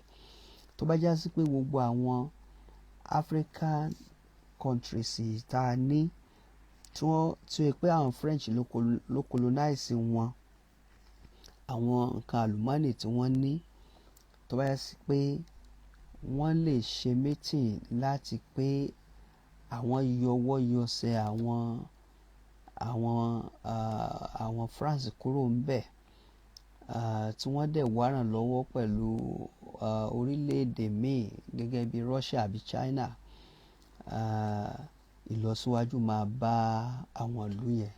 Torí ẹ lè rí kà nínú ìtàn pé Russia ó colonize ìlú kan ní Africa. Ẹ lè rí kà nínú ìtàn pé China, àwọn Chinese kan colonize ẹni ìlú kan ní Africa, kò sí. Ìdí tí tó fi já sí pé àwọn Chinese wọ́n mọ̀ bọ́n ṣe ń play game wọn, Russia ó mọ̀ bọ́n ṣe ń play game wọn. Wọ́n dẹ̀ kí ń sábà ja ìjà ẹ̀bi àwọn ìlú méjèèjì yẹn. Gbogbo tá a ní láfíríkà pátá lọ́lọ́run ṣe fún Russia náà. Russia ni ló ní gáàsì tó pọ̀ jù all over the world. The largest gas producer in the whole world ni Russia. Nigeria is number 2. Nigeria number 2 in the whole world lágbàáyé tó ní gas tó pọ̀ jù. So nígbà tá a ní gas tó pọ̀ jù, kí là ń ṣe pẹ̀lú gáàsì wa? So Russia ní epo, wọ́n ní crude oil. Kí Putin kó tó di president, ó ní bí economy Russia ṣe rí. Ìgbà tí Putin di president, ó ṣe iṣẹ́, ó kó ìlọsíwájú tó pọ̀ bá Russia gidigidi, ló jẹ́ kán nífẹ̀ẹ́, àwọn ọmọ ìlú rẹ̀ nífẹ̀ẹ́. Ó dẹ̀ ṣètò security ìlú Russia tó ní agbára. Ẹ wá dúró sanction tí àwọn Gẹ̀ẹ́sì tí wọ́n fún Putin. Okay, kí ni secret ẹ̀ tó sì lè máa survive? Ẹ wá dúró sanction tí wọ́n fún, tán ban gbogbo báǹkì wọn, tí wọ́n stop gbogbo flight, kò lè lọ bẹ̀, gbogbo ẹ̀bẹ̀ yẹn. Síbẹ̀síbẹ̀ ó survive. Economy wọn tún ti lọ òkè sí. So tí ẹ bá wò, ẹ rí i pé tá a bá ń sọ àwọn tí ń jẹ́ quality of leadership, ó pé sí Russia president, ó pé sí lára. So ìdí nìyí tó yẹ pé àwọn African leaders tí ojú wọn ti là báyìí nísìn ló jẹ́ kí wọ́n panupọ̀ láti join new organization tí wọ́n dá tẹ́ bá wo G7 àwọn US àtàwọn UK náà dominate so now wọ́n wá wò pé ẹ jẹ́ ká dá èmi sílẹ̀ so BRICS tí wọ́n dá sílẹ̀ Brazil wà ń bẹ̀ Russia wà ń bẹ̀ Indonesia wà ń bẹ̀ Canada wà ń bẹ̀ South Africa wà ń bẹ̀ àwọn tí wọ́n kọ́kọ́ dálẹ̀ nìyẹn so ọ̀pọ̀lọpọ̀ ìlú ti join wọn Nàìjíríà náà ti join owó tí wọ́n ti nílẹ̀ sí is more than $32 trillion so tí wọ́n fẹ́ fi run organization yẹn wọ́n fẹ́ bà dọ́là jẹ́ so wípé báwo ni àwọn ìlú tó lépo kò yẹ kó máa fi dọ́là ta epo wọn so tá a bá wo àwọn ìlú tí àwọn France tí wọ́n colonize a rí i pé Algeria ń bẹ Benin Republic wà ń bẹ Burundi ó wà ń bẹ Cameroon ó wà ń bẹ Burkina Faso wà ń bẹ àwọn yẹn náà ti yarí mọ́ wọn lọ́wọ́ Djibouti wà ń bẹ Mali náà ti yarí mọ́ wọn lọ́wọ́ Senegal wà ń bẹ Rwanda ó wà ń bẹ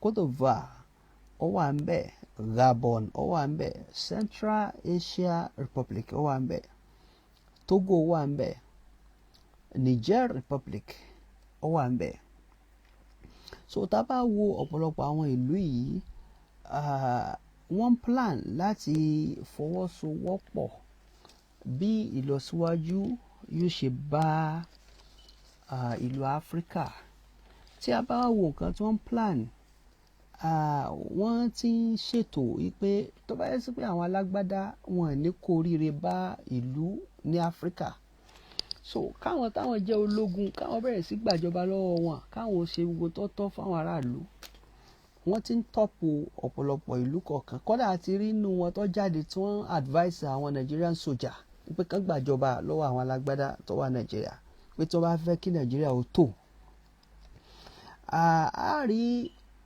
àtẹ̀ránṣẹ́ kan tí àwọn sójà Niger fi ránṣẹ́ pé ìjọba Nàìjíríà pé kò ní ẹnu láti máa dá sí ètò àwọn nítorí ọ̀rọ̀ èdèàìyedè tó ń wáyé àti ọ̀rọ̀ àwọn opposition party tí wọ́n sùn President Tinubu sí court lórí election tó gbé Tinubu wọlé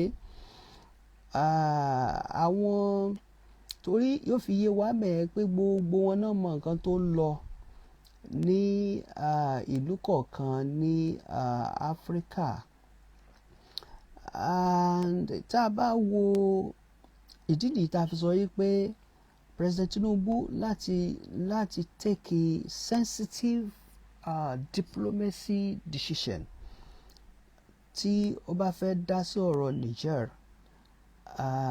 nítorí wípé tí àwọn military bá take action tó le tí wọ́n yá lọ́bẹ̀ yóò affect Nigeria gidigidi tó tí wọ́n bá gbé ogun wọlé Russia ó máa support àwọn Niger tí US bá lóun fẹ́ support Nigeria kẹ́ mọ̀ pé wọ́n fẹ́ ta nǹkan ogun fún wa ni o àwọn owó làwọn ń ta sí business làwọn ń ta sí ogun kì í ṣe nǹkan tó máa so èso re ìdí nìyí tó já sí pé àwọn senators tó wà National Assembly àwọn tó rí wọn pé kọ̀ọ̀kan wọ́n ti yẹ ọ̀rọ̀ yẹn wò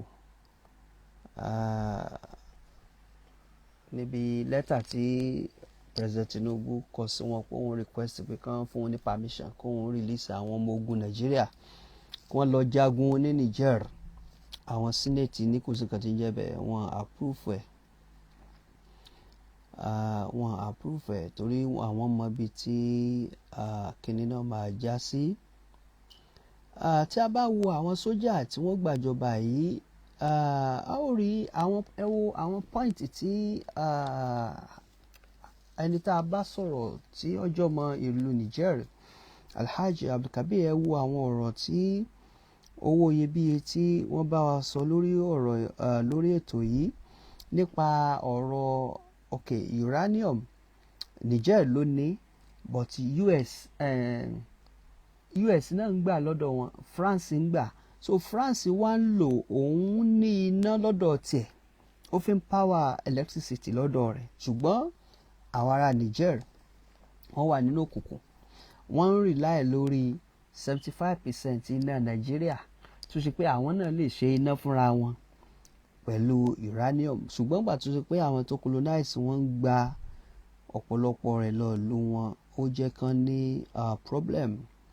A ó rí i pé president France lọ́wọ́lọ́wọ́ báyìí Emmanuel Macron, inú rẹ̀ bàjẹ́. Why? Because he relies on 75% of uranium from Niger.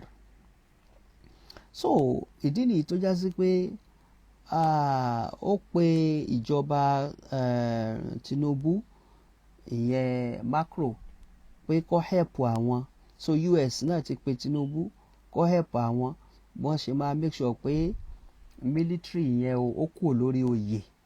Àwọn náà sì mọ̀ yí pé Muhammad Bazoum yẹn ń ṣe president tó dáa. So báwo lẹ́sìn máa wá kọ́ ìjọba Nàìjíríà kó lọ lé ìjọba tó dáa kúrò kó wá gbé ìtí ọ̀dà síbẹ̀. So tí Nàìjíríà bá wá dá wọn lóhùn nísìnyí, wọ́n á wá láwọn ọ̀dà ṣẹ̀ríà fún ìjọba Nàìjíríà. So wọ́n lè ní àwọn ìrànlọ́wọ́ táwọn ṣe fún Nàìjíríà àwọn ò ní ṣe mọ́. So àyàfi kí Nigerian government kan díjú mágbárí láti má dá wọn lóhùn lórí ọ̀rọ̀ eléyìí o. Because tí wọ́n bá fọ́ọ̀sì wọn láti lọ ṣe tí ó yẹ kí wọ́n ṣe, Nàìjíríà ló jìyà rẹ̀ o. Àwọn sì tún rówó torí wọ́n á sọ fún Nàìjíríà pé àwọn kọ́ máa wọ́rí, àwọn ò fún wọn láwọn nǹkan ogun àtàwọn ọmọ ogun, but kì í sọ̀fẹ́ o. Nàìjíríà ó sanwó, Nàìjíríà ó sanwó. Ibẹ̀ yẹn ni ó yẹ kó yé Nigerian government pé àwọn ará bíi business ni wọ́n ń ṣe o, business ni wọ́n ń ṣe. Tó yẹ pé lóòótọ́ wọ́n fẹ́ràn Nàìjíríà, kí ni wọ́n rí ṣe sọ̀rọ̀ Boko Haram? Kí ni ìjọba Amẹ́ríkà ṣe sí ọ̀rọ̀ Boko Haram àti ìjọba Gẹ̀ẹ́sì? Láti 2009 ni Boko Haram ti yọ Nàìjíríà lẹ́nu.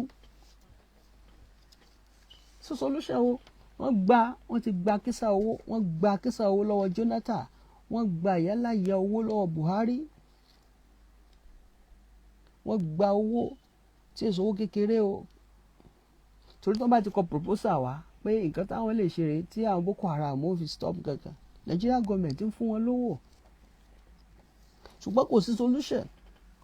So tó wáyé pé ìlú tiwọn ni wọ́n nírú problem yẹn, kò lè gbà wọ́n lóṣù méjì tí wọ́n ti find the solution sí.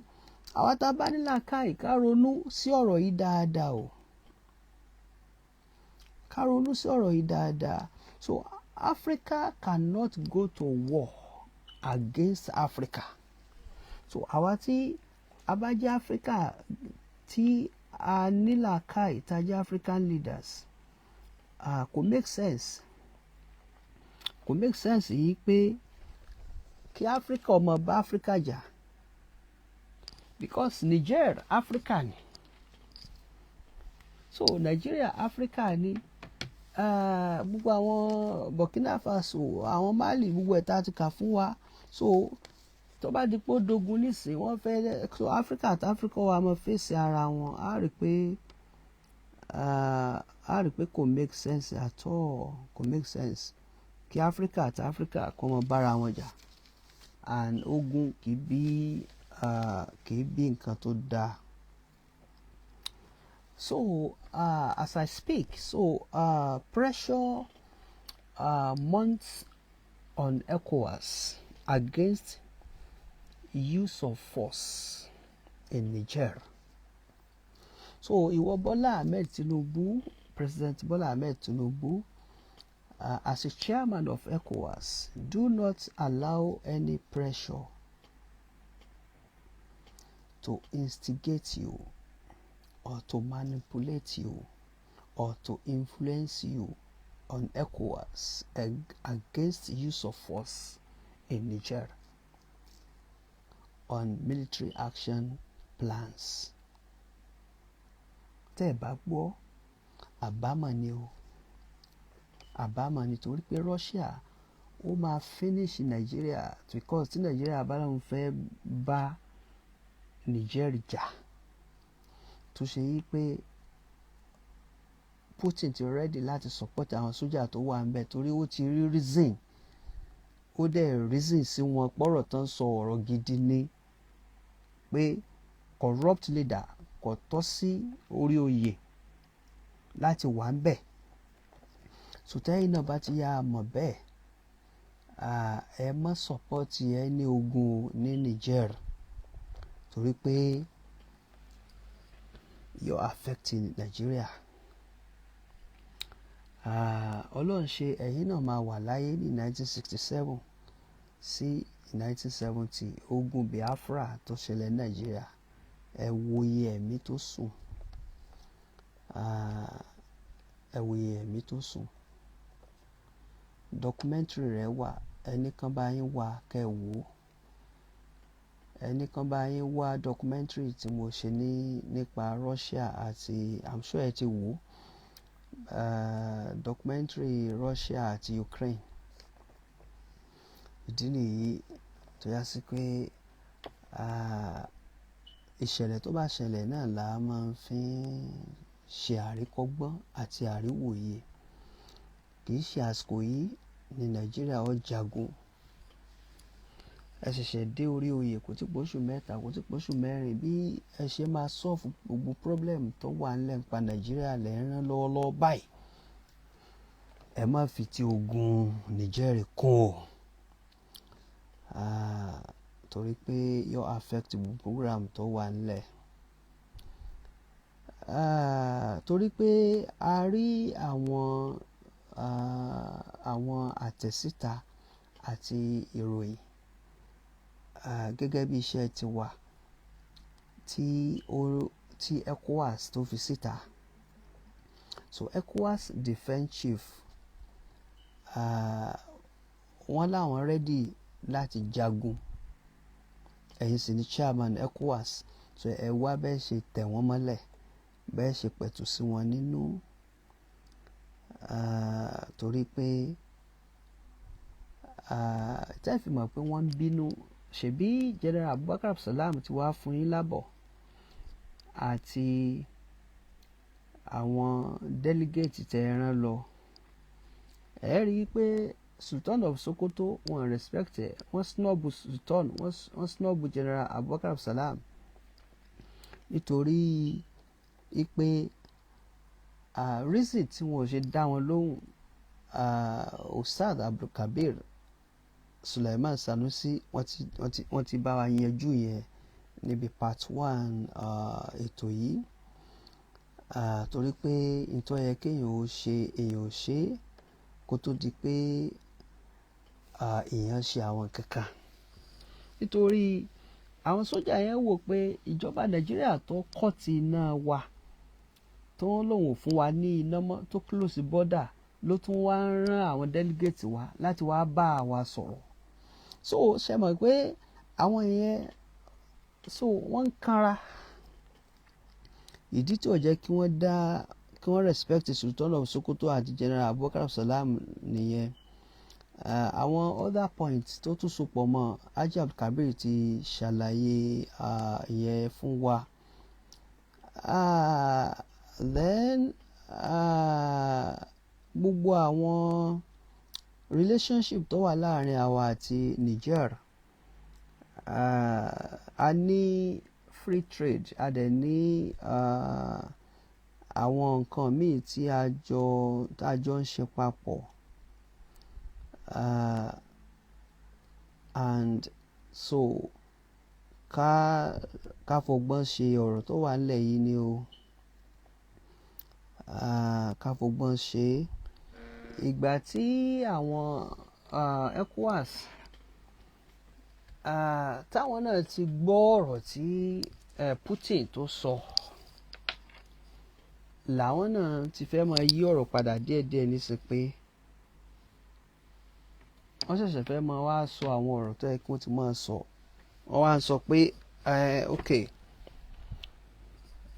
àwọn náà máa wá báwo làwọn ṣe máa jẹ́ kí àlàáfíà kó jọba ní ìlú Niger ní ìtọ́já sí pé òun ló yẹ kí wọ́n máa wí tẹ́lẹ̀tẹ́lẹ̀. So àwọn sójà tó wà lórí oyè ìsìn wọn care pé tí Nàìjíríà ò bá bá wọn ṣe kó má bá wọn ṣe mọ́, tí US ò bá ṣe pẹ̀lú àwọn ò nídìí US, France àwọn ò tiẹ̀ nídìí wọn mọ́ kán máa kó ara wọn lọ torí àwọn ìyànjẹ tí wọ́n yàn àwọn jẹ ó tó. So àwọn kò sí bí France fẹ́ dúró sí ìjọba ibi tó ti ń jẹ tó ti mú èèyàn kan wá fẹ́ di lẹ́ẹ̀kan náà tó sì lọ́nà míì, so ó máa fẹ́ jà pátá díẹ̀ ṣùgbọ́n tó bá ti fẹ́ jà tí wọ́n rántí pé Russia wà lẹ́yìn àwọn arábí, so àwọn náà ò ṣe pẹ̀lẹ́pẹ̀lẹ́ wọ́n ṣe pẹ̀lẹ́pẹ̀lẹ́. Ìyànjẹ ọ̀dà Ọlọ́run ọba ò fẹ́ ká máa yanra wa jẹ. Ìyànjẹ òun náà pè ní àbòsí. Another name fún ìyànjẹ òun ni àbòsí. Nǹkan tó lè gbà má fi lo ẹlòmíì. Nǹkan tó lè gbà má fi lo ẹlòmíì. Ọ̀pọ̀lọpọ̀ àwọn èèyàn náà ti advise President Bola Ahmed Tinubu. Lára àwọn Chief Bode George tó jẹ́ kan lára àwọn olóyè àgbà ní PDP, ó dẹ̀ ti ṣe iṣẹ́ sójà rí, ó mọ̀ ń pa ogun dáadáa ní bàbá náà.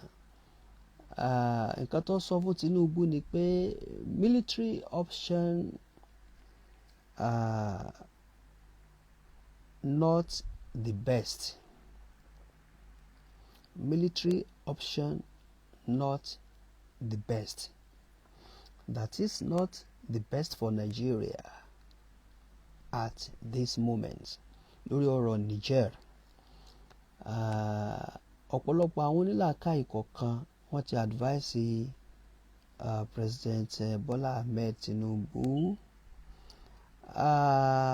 Àwọn míì wọ́n ní war with Niger will bring more chaos, will bring more hardship to northern states, and a ó rí i pé àwọn ọ̀rọ̀ tó make sense ní gbogbo àwọn eléyìí, àwọn ọ̀rọ̀ tó make sense ní o tí President Bola Ahmed Tinubu láti tẹ̀lé. And àwọn ẹlòmíì náà sọ àwọn ewu tó wà ń bẹ̀ láti ìjà ogun lásìkò tá a wà yìí, pé kì í ṣe àsìkò yìí ni ló yẹ kí Nàìjíríà ó máa dá sí ọ̀rọ̀. Ìwọ náà ní pírọ́blẹ̀mù tiẹ̀, báwo o tí yanjú ẹ̀, o fẹ́ yanjú pírọ́blẹ̀mù ní pírọ́blẹ̀mù. Nàìjíríà ní pírọ́blẹ̀mù tiẹ̀, báwo Nàìjíríà ó sì wá gbé ọ̀rọ̀ Niger sórí, torí tá a bá fẹ́ jagun nísìnyí a tún nídìí owó and gbèsè wà ńlẹ̀. Kí Buhari tó lọ ó jẹ gbèsè tó lé ní 30 trillion, it's about 43 trillion ní gbèsè tó wà ńlẹ̀ tí Nigerian government jẹ. So kì í ṣe ogun Niger ni ọ̀kan nínú ilé ayé wa ní àsìkò tí a wà yìí. And ọ̀pọ̀lọpọ̀ àwọn senators náà ni wọ́n ti review ọ̀rọ̀ yìí, àwọn náà rí i pé kì í sásìkò yìí ló yẹ ká jagun. Senate President Akpabio àti gbogbo àwọn yòókù wọ́n ti reject kí Nàìjíríà lọ ja ogun. Àwọn náà wọ́n mọ̀ pé ogun jíjà lásìkò yìí kì í ṣe nǹkan tó tọ́ fún Nàìjíríà. And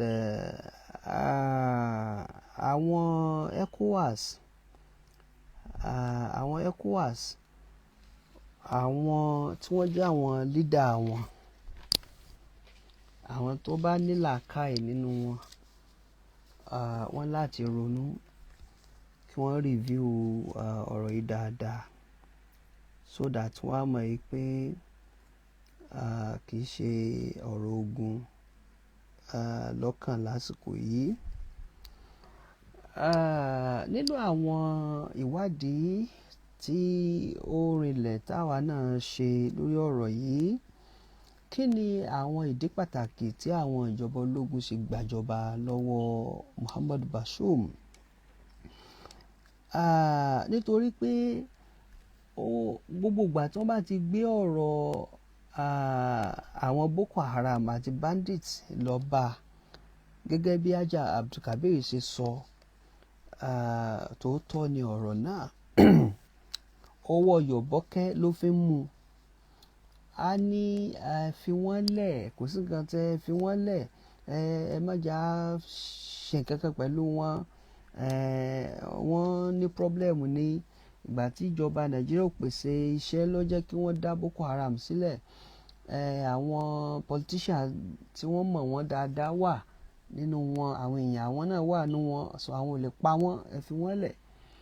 So wọ́n dẹ̀ sponsor wọn, wọ́n fún wọn lówó. Gbogbo àwọn tí wọ́n wà ní military intelligence àtàwọn tí wọ́n jẹ́ security chiefs, a ti ṣe fídíò kan rí tá a tú àṣírí gbogbo àwọn tí wọ́n sponsor Boko Haram Nàìjíríà, àti ṣàlàyé gbogbo àwọn serving senators wà nínú wọn, serving governors wà nínú wọn, àti ṣàlàyé. Now ẹ rí i pé tí wọ́n bá dáràn Nàìjíríà, Niger ni wọ́n máa ń sá lọ.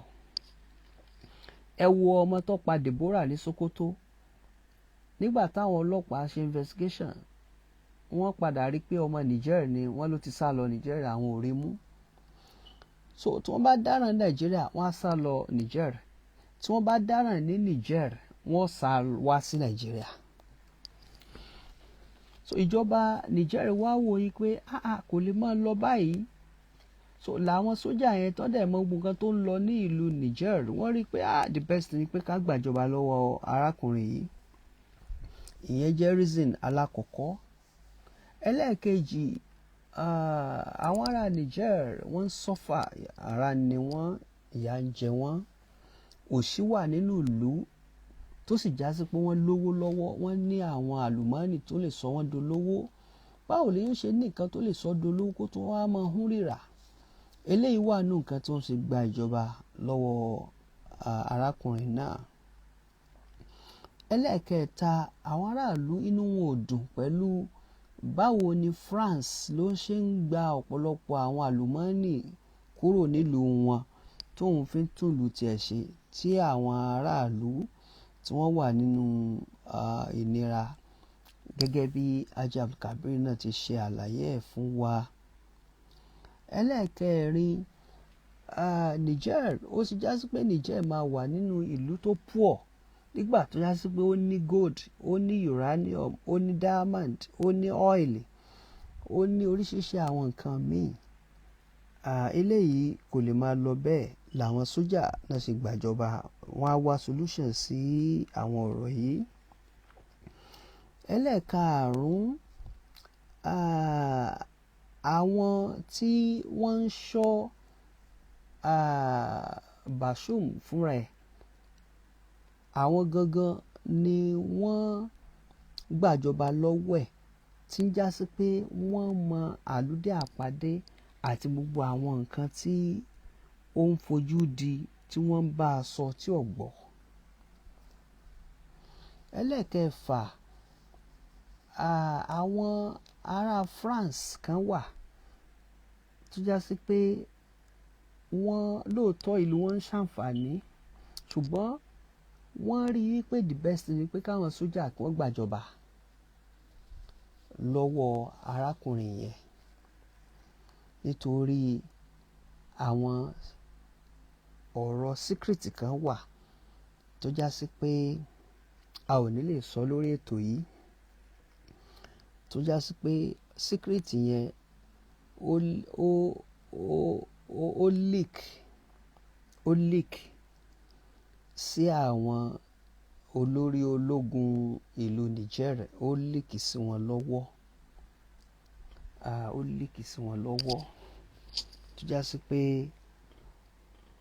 tí wọ́n bá tètè take action ní on the 26th July, tí wọ́n tètè gbàjọba lọ́wọ́ arákùnrin yẹn, ó ní àwọn kankan tí Muhammadu Bashoum fẹ́ ṣe fún àwọn ológun tí wàhálà wọn pọ̀, tí wọ́n ń complain lórí bóun ṣe ń ṣe ìjọba. Òun ló jẹ́ kí wọ́n yà tètè gbàjọba kúrò lọ́wọ́ ẹ̀. Tá bá wo ìyànjẹ tí France ń ṣe fún Áfíríkà, wọ́n ti ń yan Áfíríkà jẹ bọ̀ nísìn láti 1560. Láti 1560 ni àwọn ìjọba France náà ti decide pé ó yẹ káwọn náà ní French colony ní Áfíríkà. So àwọn ìlú tí àwọn máa lọ lò, wọ́n ti plan gbogbo ẹ̀, gẹ́gẹ́ bí àwọn British náà ṣe plan àwọn ìlú táwọn náà fẹ́ colonize. Àwọn Portuguese àwọn náà plan ìlú tí wọ́n fẹ́ colonize. Àwọn Lárúbáwá náà wọ́n colonize àwọn ìlú kan. So later àwọn Gẹ̀ẹ́sì tún lọ bọ́ sílẹ̀ Lárúbáwá náà, wọ́n colonize àwọn ìlú kan. British ló colonize Kuwait. So wọ́n ń lọ colonize ìlú onílùú. Níbo làwọn náà ti rí colonization? Àwọn Rome ló train àwọn Britain ní tiwọn, torí Roman Empire ó ní iye ọdún táwọn Rome fi colonize Britain, ọ̀dọ̀ wọn náà ti gba training. Wá rà àwọn France láti bí 1560 làwọn náà ti plan pé ó yẹ káwọn ní French colony. So wọ́n á wò pé okay, tí ó ṣẹlẹ̀ níbẹ̀ ni pé àfi káwọn bọ́ sí Áfíríkà, káwọn dá French colonial currency, káwọn dá sílẹ̀, èyí tí wọ́n pè ní FCFA, franc, so for the French colonies ní Áfíríkà. So to maintain the French schools and military system, so and also to establish French as an official language. So wọ́n ṣe gbogbo ìyẹn.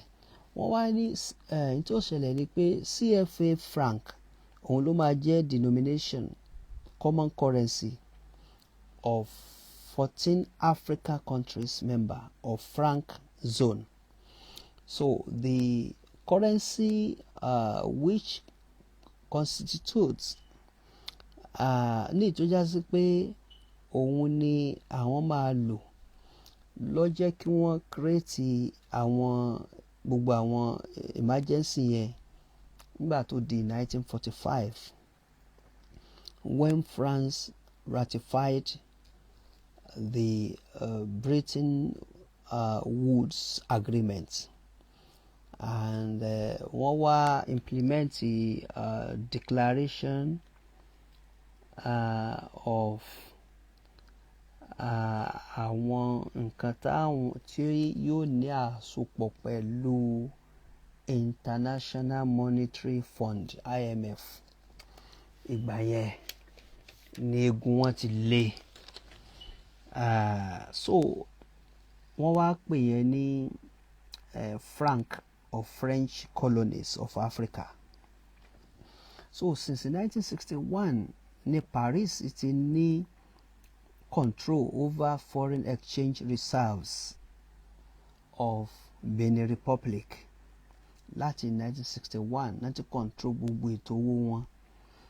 1961 wọ́n control foreign exchange reserves of Benin Republic, Burkina Faso, Senegal, Mali, Togo, Cameroon, Cote d'Ivoire, Guinea-Bissau, Niger Republic tí wọ́n ti gbàjọba yìí, Central African Republic, Congo, Chad, Gabon, Equatorial Guinea. So these 14 countries are required to 85% of their foreign exchange reserves at the ní Bank of France ní Paris.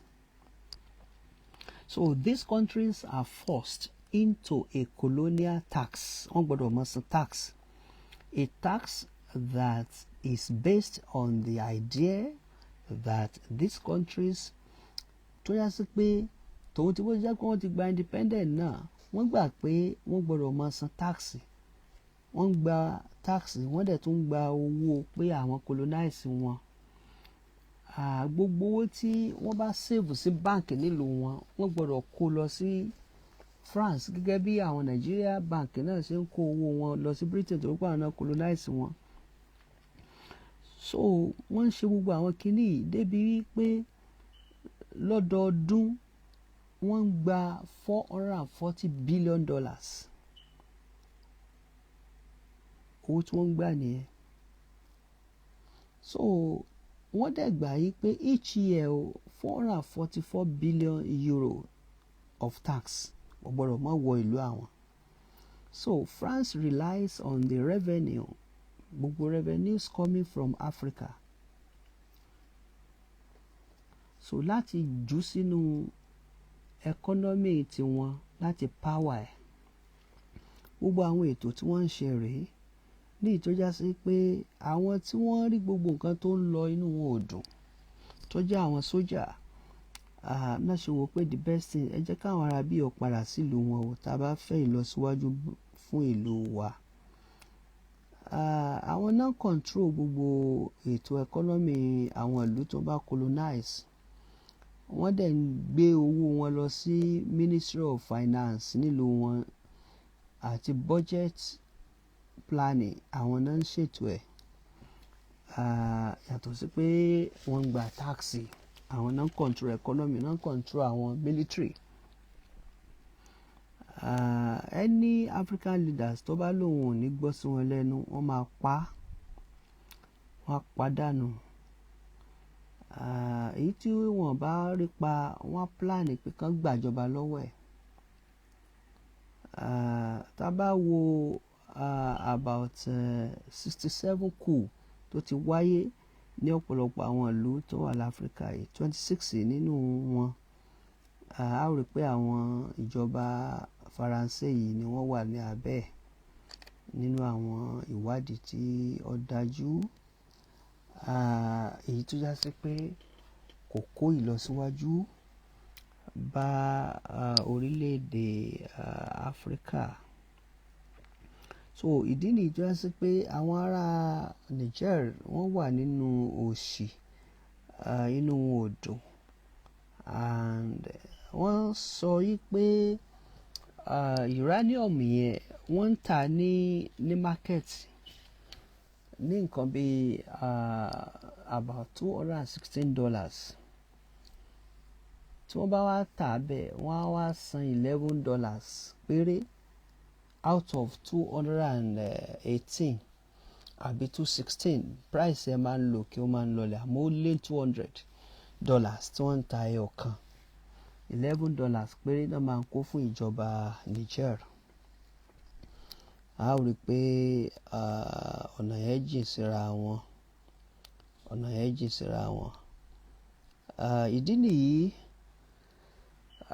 tí àwọn ológun ní àwọn ìlú kọ̀ọ̀kan láfíríkà ṣe meeting wípé ẹ jẹ́ ká máa gbàjọba lọ́wọ́ ẹni leader tí ó bá fẹ́ kó ìlọsíwájú bá orílẹ̀-èdè Áfíríkà. Ìdí nìyí tẹ́ ṣe rí wípé arákùnrin kan tí wọ́n ń pè ní Assimi Gota, ọmọ 40 years old ni, ó gbàjọba ní ìlú Mali. Ó sọ ìjọba Mali di ìjọba ológun ní on the 24 May 2021. a ó rí pé Abdulrahman tóun náà jẹ́ ọmọ Niger ó gbàjọba lọ́wọ́ Muhammad Bazoum ní on the 26th of July 2023 ọmọ 62 years old ni ọmọ 62 years ni and a ó rí pé Ibrahim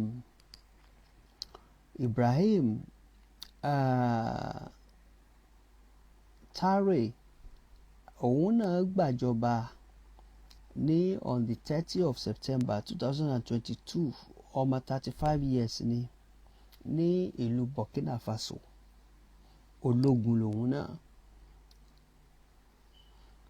bí ìlú Niger ṣe rí yẹn tí Bazoum ń ṣe ìlú wọn báṣabàṣa tí wọ́n fi gbàjọba lọ́wọ́ ẹ̀ ní àwọn ìjọba tí wọ́n wà ní ìlú Burkina Faso náà ń ṣe rábaràba tí Ibrahim fi gbàjọba.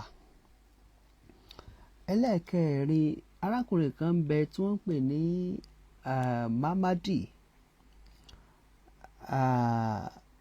Doumbouya ọmọ 43 years ni òun náà gbàjọba ní on the 5 September 2021 ní ìlú Guinea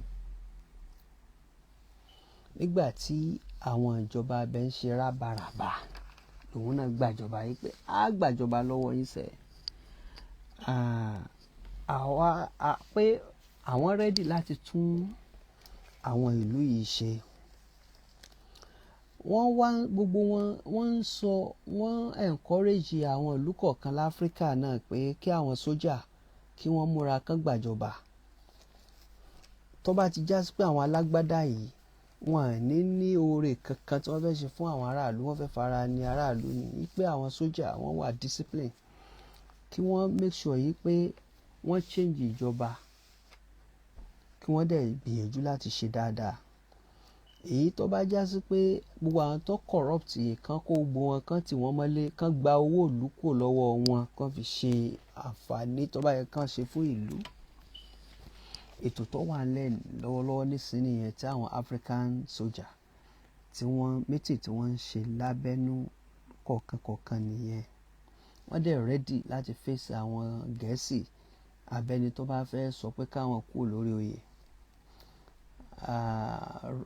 Russia government ti fi wọ́n lọ́kàn balẹ̀ pé gbogbo nǹkan ogun pátá lòun fi support wọn tí àwọn Gẹ̀ẹ́sì kan àbáwọn Amẹ́ríkà bá fẹ́ halẹ̀ mọ́ wọn wọ́n gbọ́dọ̀ dáhùn kí wọ́n make sure pé wọ́n clean Africa dáadáa so ìdí nìyí tó yá sí pé wọ́n ń ṣe díẹ̀ bọ̀ ni Russia dẹ̀ ti ready láti back wọn wọ́n ti rí i pé àwọn alágbádá ọ̀pọ̀lọpọ̀ wọ́n corrupt gidigidi wọ́n dẹ̀ ti jalè wọ́n ti jí ọ̀pọ̀lọpọ̀ owó tíjọba ò sì rí kankan ṣe fún gbogbo wọn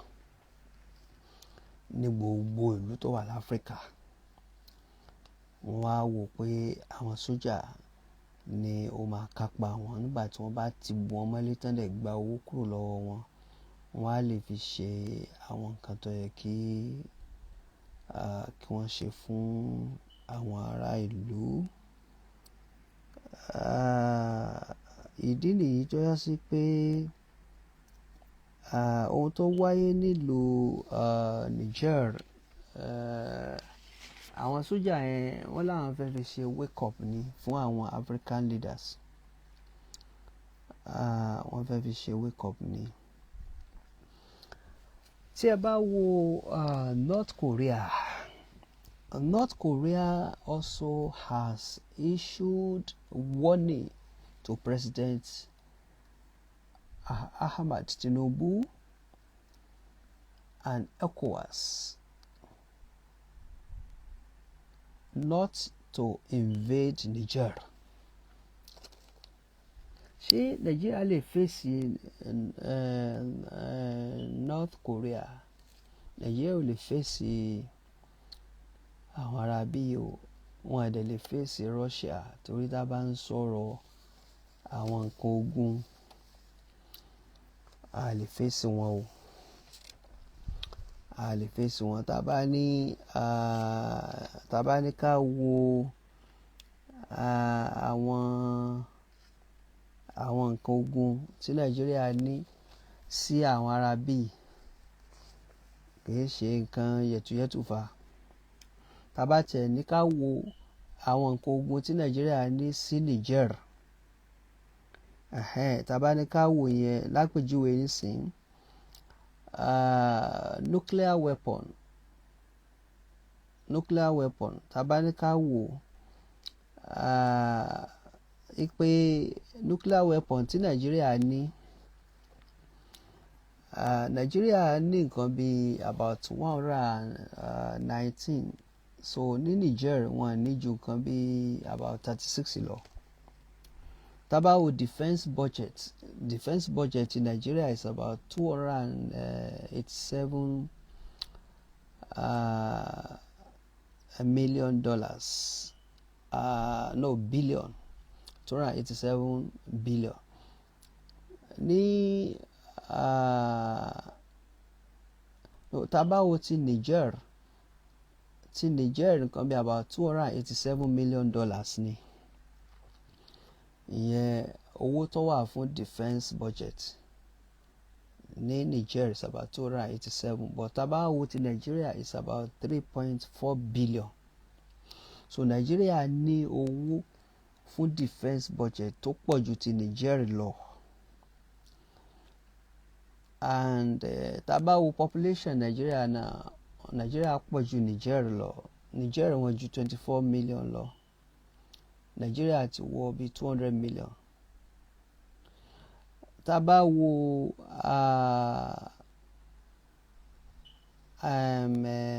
ètò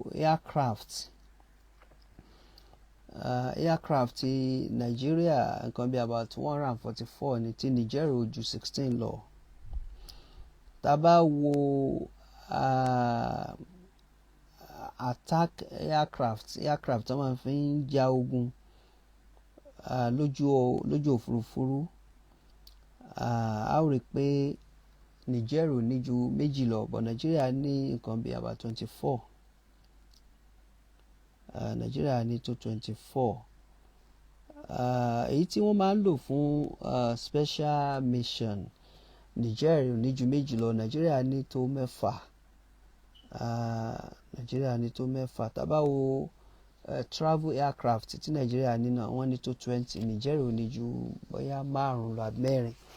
So àwọn area tí Nigeria ti ní nǹkan ju Niger lọ. Tá bá wo attack helicopter náà tí Nigeria ní, a ó rí pé bí 52 ní, Niger ò ní ju bí 7 lọ. Nigeria dẹ̀ ní tank. Nigeria ní tank èyí táwọn sójà máa ń fi ń ja ogun yẹn. Niger mi rò pé wọ́n ní nǹkan ẹyọ kan nú ẹ̀. Tá bá wo artillery náà, Nigeria ní bí about 338 àbí 39 artillery, but Niger ò ní nǹkan kan. Tá bá wo rocket, Nigeria ní rocket bí 37, but Niger ò ní nǹkan kan. So tá bá lọ wo naval asset náà, Nigeria ní nǹkan bí 135 àbí 136, but Niger ò ní. Niger ò ní. So ṣùgbọ́n bí wọ́n ṣe níyẹn, nǹkan tí Russia ní kìí ṣe tí Nigeria lè dólẹ́gbẹ̀ẹ́ rárá. Ballistic ní ká sọ ní àbí Saturn 1 and 2. Saturn 1, ìlú tí Russia bá jù sí láàrin few seconds, ìlú yẹn ó di yẹ̀pẹ̀, gbogbo ìlú yẹn ó di yẹ̀pẹ̀, wọ́n á wọlé sìn ni. America gan bẹ̀rù Russia. Ẹ lọ wo documentary tí mo ṣe láàrin Russia àti Ukraine, gbogbo nǹkan ogun yẹn pátá bọ́n ṣe ń lò ní mo gbé wá síbi fídíò yẹn. So Russia ò ń ṣe ìlú kékeré kan tí ìlú kan lè fojú di. So Russia ti wá lóun wà pẹ̀lú àwọn sójà tí wọ́n gbàjọba ní Niger torí pé Putin ti rí i pé lóòótọ́ ni wọ́n yan àwọn aráàlú jẹ. So ìdí nìyí tó yá sí pé Nàìjíríà láti wà very very careful lórí ọ̀rọ̀ tí ó wà nílẹ̀ yìí lórí ọ̀rọ̀ tó wà nílẹ̀ yìí. So any military intervention by ECOWAS in Niger is a declaration of war on African youth. Is a declaration of war on Nigeria. So Uganda president òun náà sọ̀rọ̀ ó ní òun máa ban gbogbo exportation tó ń lọ sí US, France, UK nítorí ọ̀rọ̀ yìí náà, nítorí àwọn náà ń supply wọn ní pákó tí wọ́n fi ń kọ́lé. Gbogbo nǹkan tí wọ́n ń lò Áfíríkà ló ti ń wá. So ìdí nìyí tó yá sí pé ara Nàìjíríà, ara Niger, ara Mali, ara Senegal, ara gbogbo àwọn ìlú tá a wí náà ti dolówó, náà ti ní gbogbo nǹkan. Ṣùgbọ́n àwọn African leaders wọ́n sùn lọ.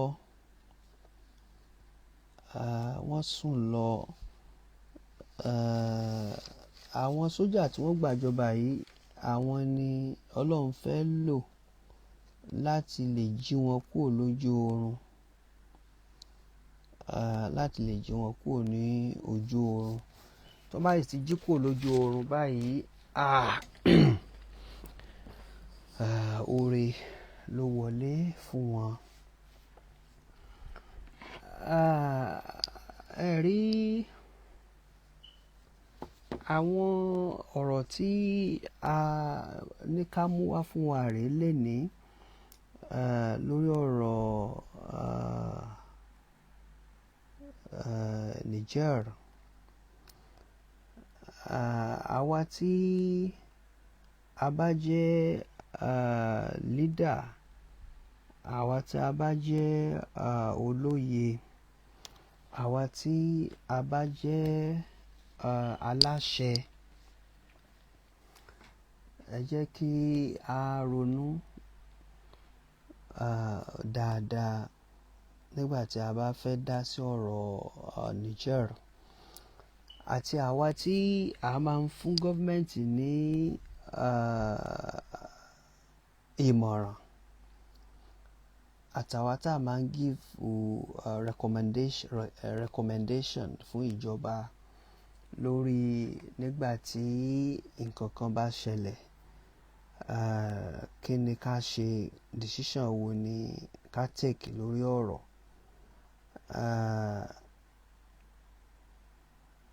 Ìgbà míì láti máa take fast decision láì farabalẹ̀, ó máa ń lead sí wrong decision ni. Tí kankan bá ṣẹlẹ̀ sílẹ̀ ayé wa, àwa náà láàrin ara wa, ẹ má jẹ́ ká máa rush láti take decision, torí pé most of the time tá a bá take fast decision, ó máa ń lead sí wrong decision. Kò sí nǹkan tó máa gbẹ̀yìn ẹ̀ ju àbámọ̀ náà lọ. Ọ̀rọ̀ ìgbésí ayé wa náà privately, so tí nǹkan bá ṣẹlẹ̀ sí wa tó ipa need ká take action, ẹ jẹ́ ká fi ọ̀rọ̀ yẹn lọ, ká fi lọ àwọn olóye, ká fi lọ ẹni tó ní làákàyè, ká sì ronú sí ká tó take decision. Ká má fi ọ̀rọ̀ lọ ẹni tí àwa tá a mọ̀ pé a gbọ́n jù lọ. Ẹni tá a mọ̀ pé a ní làákàyè jù lọ, a gbọ́n jù lọ, tá a bá fi ọ̀rọ̀ lọ, yóò fún wa ní advice based on the limitation of his skill, experience. Ṣùgbọ́n tá a bá fi lọ ẹni tó jù wá lọ ní skill, ní ìmọ̀, ní ipò, ní ààyè, a lè rí àbájáde lórí ọ̀rọ̀ yẹn. So ìdí nìyí tó fi já sí pé tá a bá wo ìgbà tí ọ̀rọ̀ Niger ṣẹlẹ̀ yẹn, a ó rí wípé àwọn kan náà advice president tó fi sáré take decision pé à ń lọ ja ogun. Ṣùgbọ́n nígbà tí òun náà mọ̀ pé òun ò lè take decision kankan láì jẹ́ pé National Assembly dá sí i. Ká ní National Assembly sọ fún president pé go ahead, ọ̀yá ẹ máa lọ ja ogun. Ṣé president náà máa lọ ja ogun bẹ́ẹ̀ ni? No, ó láti yarí mọ́ National Assembly lọ́wọ́. Even tí National Assembly bá ní kó go ahead, táwọn bá ro implication tó wà ńbẹ̀ àti consequences tó wà ńbẹ̀, president gbọ́dọ̀ ronú pé ẹ wá o, ẹ má ṣì mí lọ́nà. So alhamdulillah pé àwọn National Assembly wọ́n approve kìíní yẹn. So but pressure sì wà lórí President Tinubu as I speak, torí pé òun ni chairman ECOWAS. So àwọn ECOWAS wọ́n sì ní lẹ́mìí pé the best ni pé káwọn lọ ja ogun ní Niger. Ṣùgbọ́n kò ní bí ọmọ tó dá o, torí pé kò sí nǹkan ogun tí wọ́n lè kó lọ tó máa defeat Russia. Amẹ́ríkà gan bẹ̀rù Russia sẹ́, tòun ti bá ṣe jọ. Tá a bá sọ àwọn tó ní nǹkan ogun jù lágbàáyé, tá a bá ti mú US tán, Russia ni. Russia tún wá ní àwọn nǹkan míì tí Amẹ́ríkà ò mọ̀ pé òun ní, torí ọ̀pọ̀lọpọ̀ àwọn tó ń bá Amẹ́ríkà ṣe nǹkan ogun àwọn ọmọ Russia náà ni. So àwọn ọmọ Russia ni. So ìdí ìtọ́já sí pé Amẹ́ríkà ọgbọ́n ní fi ń bá Russia jà, tó pé ìlú kan kéréje kan ní Russia ní àbí bíi Africa ní. Ṣé mọ̀ pé nígbà tó ti sanction yẹn tí ọ̀gbọ́ tó sì ń ja ogun yẹn lọ ní Ukraine, wọ́n á ti lọ bọ́ǹbù ẹ̀, wọ́n á ti mú, wọ́n á ti arrest ẹ̀. So Russian president kò kí ń ṣe ẹja kékeré nínú odò. So ìdí nìyí tó fi já sí pé gbogbo àwọn tó ń pera wọn ní ECOWAS yìí àtàwọn tí wọ́n jẹ́ leader wọn kankan, ọ̀rọ̀ ẹ̀bẹ̀ ló wà ńlẹ̀ yìí. Wọ́n ní láti pẹ̀tù sí àwọn sójà tó wà ńbẹ̀ nínú nìkan dẹ̀ sọ fún wọn pé kán organize election tó máa yanrantí àti àwọn nǹkan tí wọ́n fẹ́ tó yẹ kí wọ́n ṣe fún àwọn aráàlú, kí wọ́n dẹ̀ fi àwọn sójà yìí lọ́kàn balẹ̀ pé nǹkan kò ní ṣe wọ́n. Torí tí wọ́n bá fi nǹkan ṣe wọ́n, wọ́n tún lè gbàjọba lọ́wọ́ ẹni tí wọ́n bá gbé síbẹ̀. So kán dẹ̀ pàdánù. So àwọn ECOWAS gbọ́dọ̀ ronú lórí ọ̀rọ̀ yìí, bí àlàáfíà yóò ṣe jọba ní ìlú Niger Republic. Gbogbo àwọn ètò tó ń lọ lọ́wọ́lọ́wọ́ ní Nàìjíríà nípa ìlú Nàìjíríà fúnra ẹ̀ náà, gbogbo ohun tó ń lọ lọ́wọ́lọ́wọ́ ni là máa ń gbé síta fún wa ká lè mọ ohun tó ń lọ. Ṣùgbọ́n gẹ́gẹ́ bí mo ṣe sọ pé war kì í bí ọmọ rere. I would like to end today's program with what Heinrich Hartmann to saw.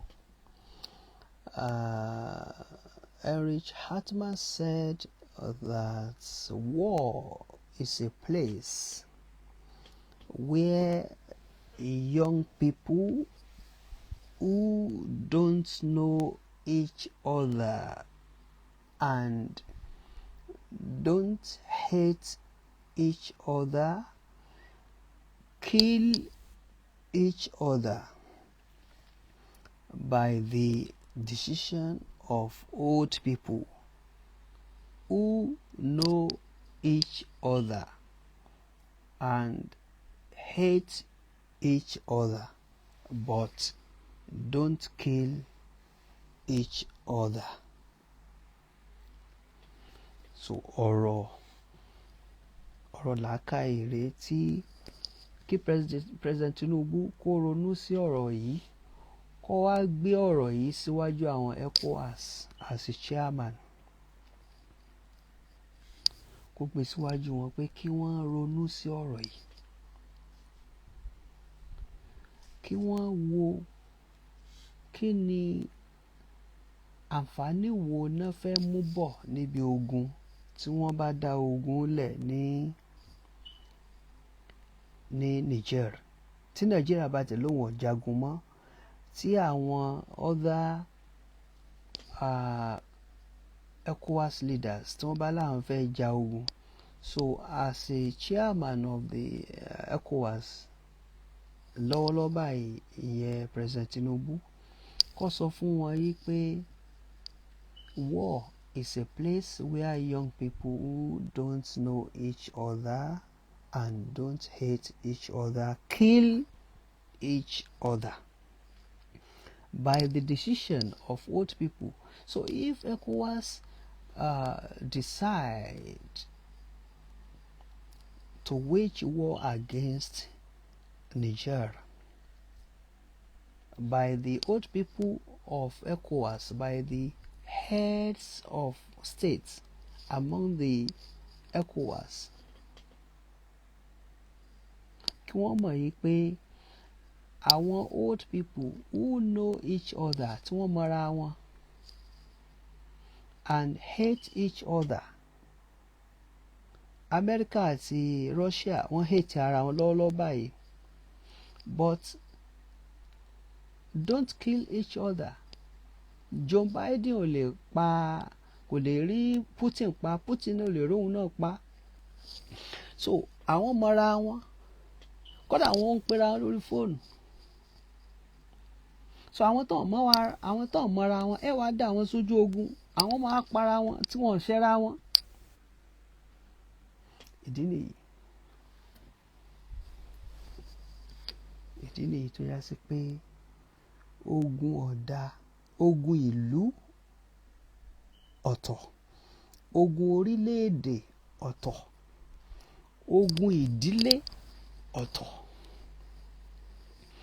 ogun tí ẹlòmíì ń bára rẹ̀ jà fún rẹ̀, ẹlòmíì ń bára rẹ̀ jagun o.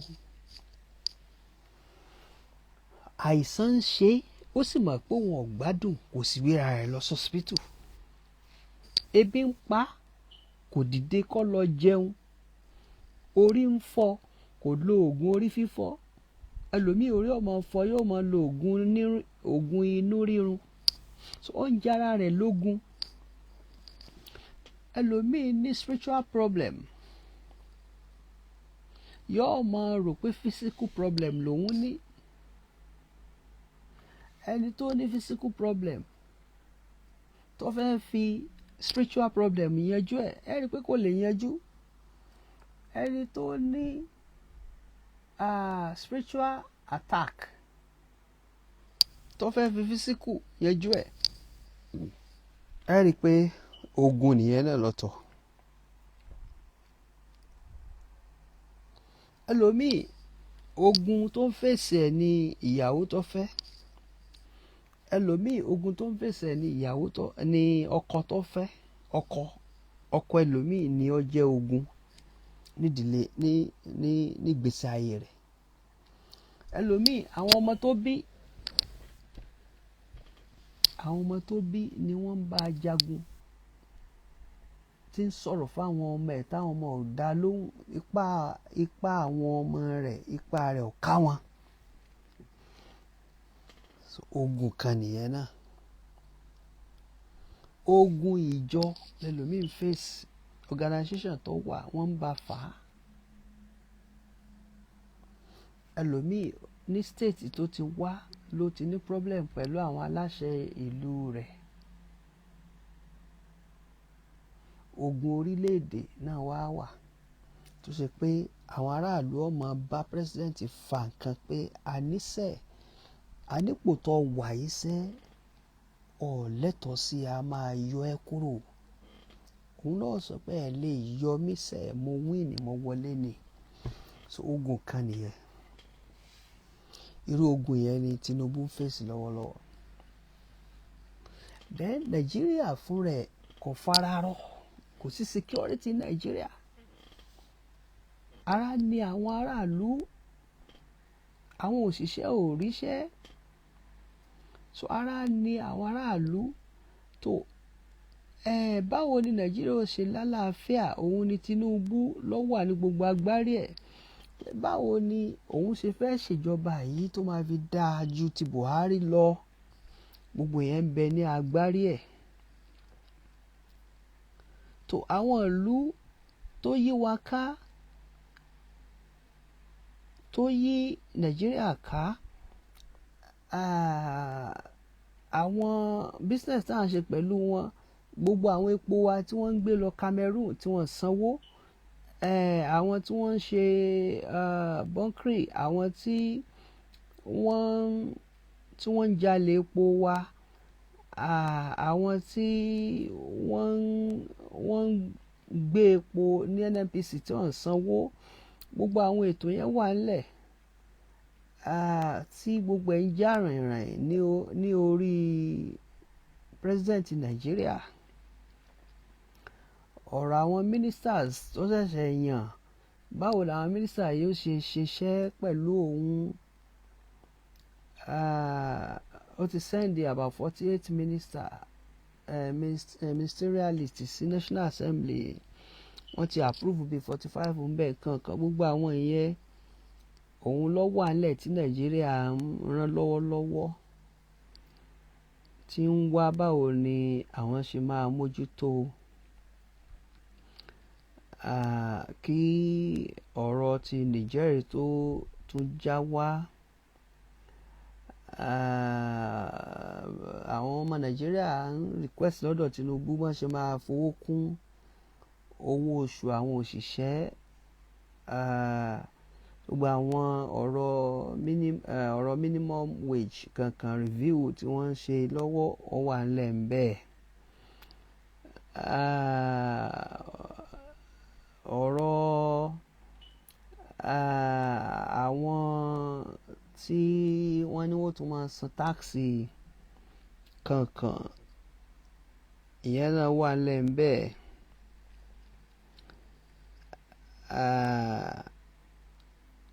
Ọ̀rọ̀ Nàìjíríà bí wọ́n ṣe fẹ́ yanjú ọ̀rọ̀ budget tó wà ńlẹ̀, ìyẹn náà wà ńbẹ̀. Ìyẹn náà wà ńlẹ̀ ńbẹ̀.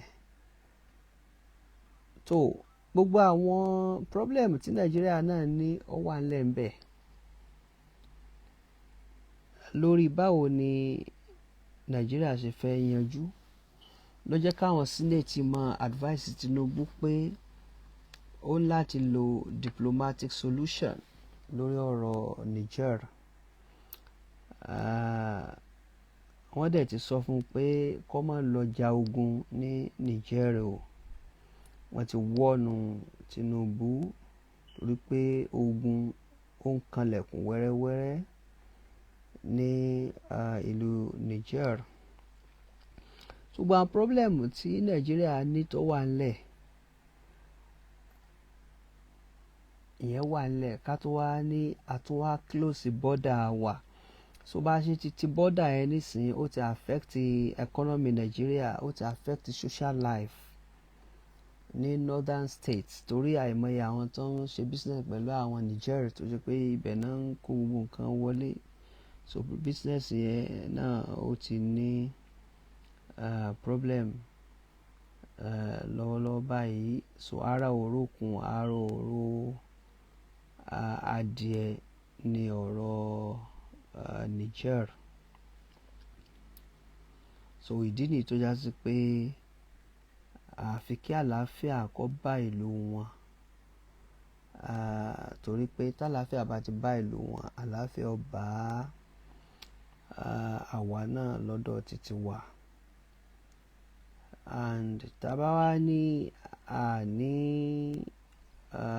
ṣe ètò tó yanrantí lọ́dọ̀ wọn, ó máa affect Nigeria náà.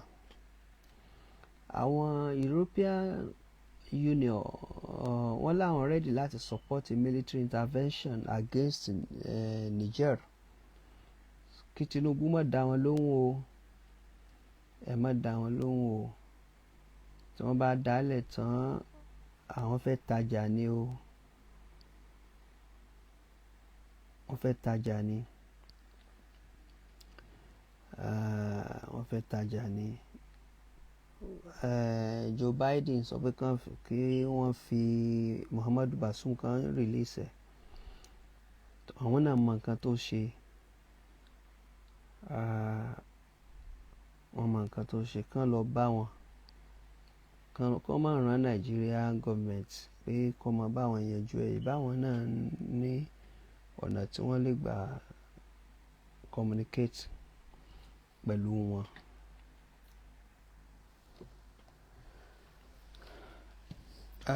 Ibí yìí ni a dá ètò yìí dúró. Olúwa kó bá wa fún ìlú Niger ní àlàáfíà. Allahumma anta salam wa minka salam. Àtọ̀dọ̀ rẹ ni àlàáfíà tí máa wá, àlàáfíà tó péye. Ọlọ́run kó bá wa mú bá ìlú Niger. Má dá ìlú wọn rú, bá wa tò ìlú wọn gẹ́gẹ́ bó ti yẹ kí ìlú orí. Kò fi wọ́n lọ́kàn balẹ̀. Tó bá wá fi wọ́n lọ́kàn balẹ̀ tó tò ìlú wọn, má dá ìlú tiwa náà rú, ìlú Nigeria. President Bola Ahmed Tinubu tó jẹ́ olórí Nigeria lọ́wọ́lọ́wọ́ báyìí, Ọlọ́run kó bá wa kọ́ wọn mọ̀ ṣe, kó bá wa dó tì wọ́n, kó fún wọn ní òye àti làákàyè àti ọpọlọ tí wọ́n fi tò orílẹ̀-èdè Nigeria síbi tí àwọn aráàlú fẹ́. Gbogbo àwa tí a fẹ́ bá wọn ṣiṣẹ́, àwa minister, àwọn governors àti gbogbo àwọn SA, òye àti làákàyè tí gbogbo wọn tí wọ́n fi tò ìlú Nigeria, k'Ọlọ́run kó bá wa kọ́ gbogbo wọn máa ṣe, because kì í ṣe nǹkan tí èèyàn kan lè ṣe. Olúwa kó fi ìfàyàbalẹ̀ sílùú Nigeria náà, kó tò ìlú wa bá ṣe fẹ́, àti gbogbo ìlú Áfíríkà lápapọ̀ àti gbogbo ìlú àgbáyé náà. Àwọn tí wọ́n bá fẹ́ mú àlàáfíà bá ìlú, k'Ọlọ́run fún wọn lálàáfíà. Àwọn tó bá fẹ́ máa da ìlú rú, k'Ọlọ́run ọba kó bá wa kó sí wọn nínú ọkàn. Allahumma hab lana min azwajina wa dhurriyyatina qurrata a'yun waj'alna lil muttaqina imama. Subhana rabbika rabbil izzati amma yasifun wa salamun ala al-mursalin walhamdulillahi rabbil alamin. Ibí yìí ni a dá ètò yìí dúró. Ó tún di àsìkò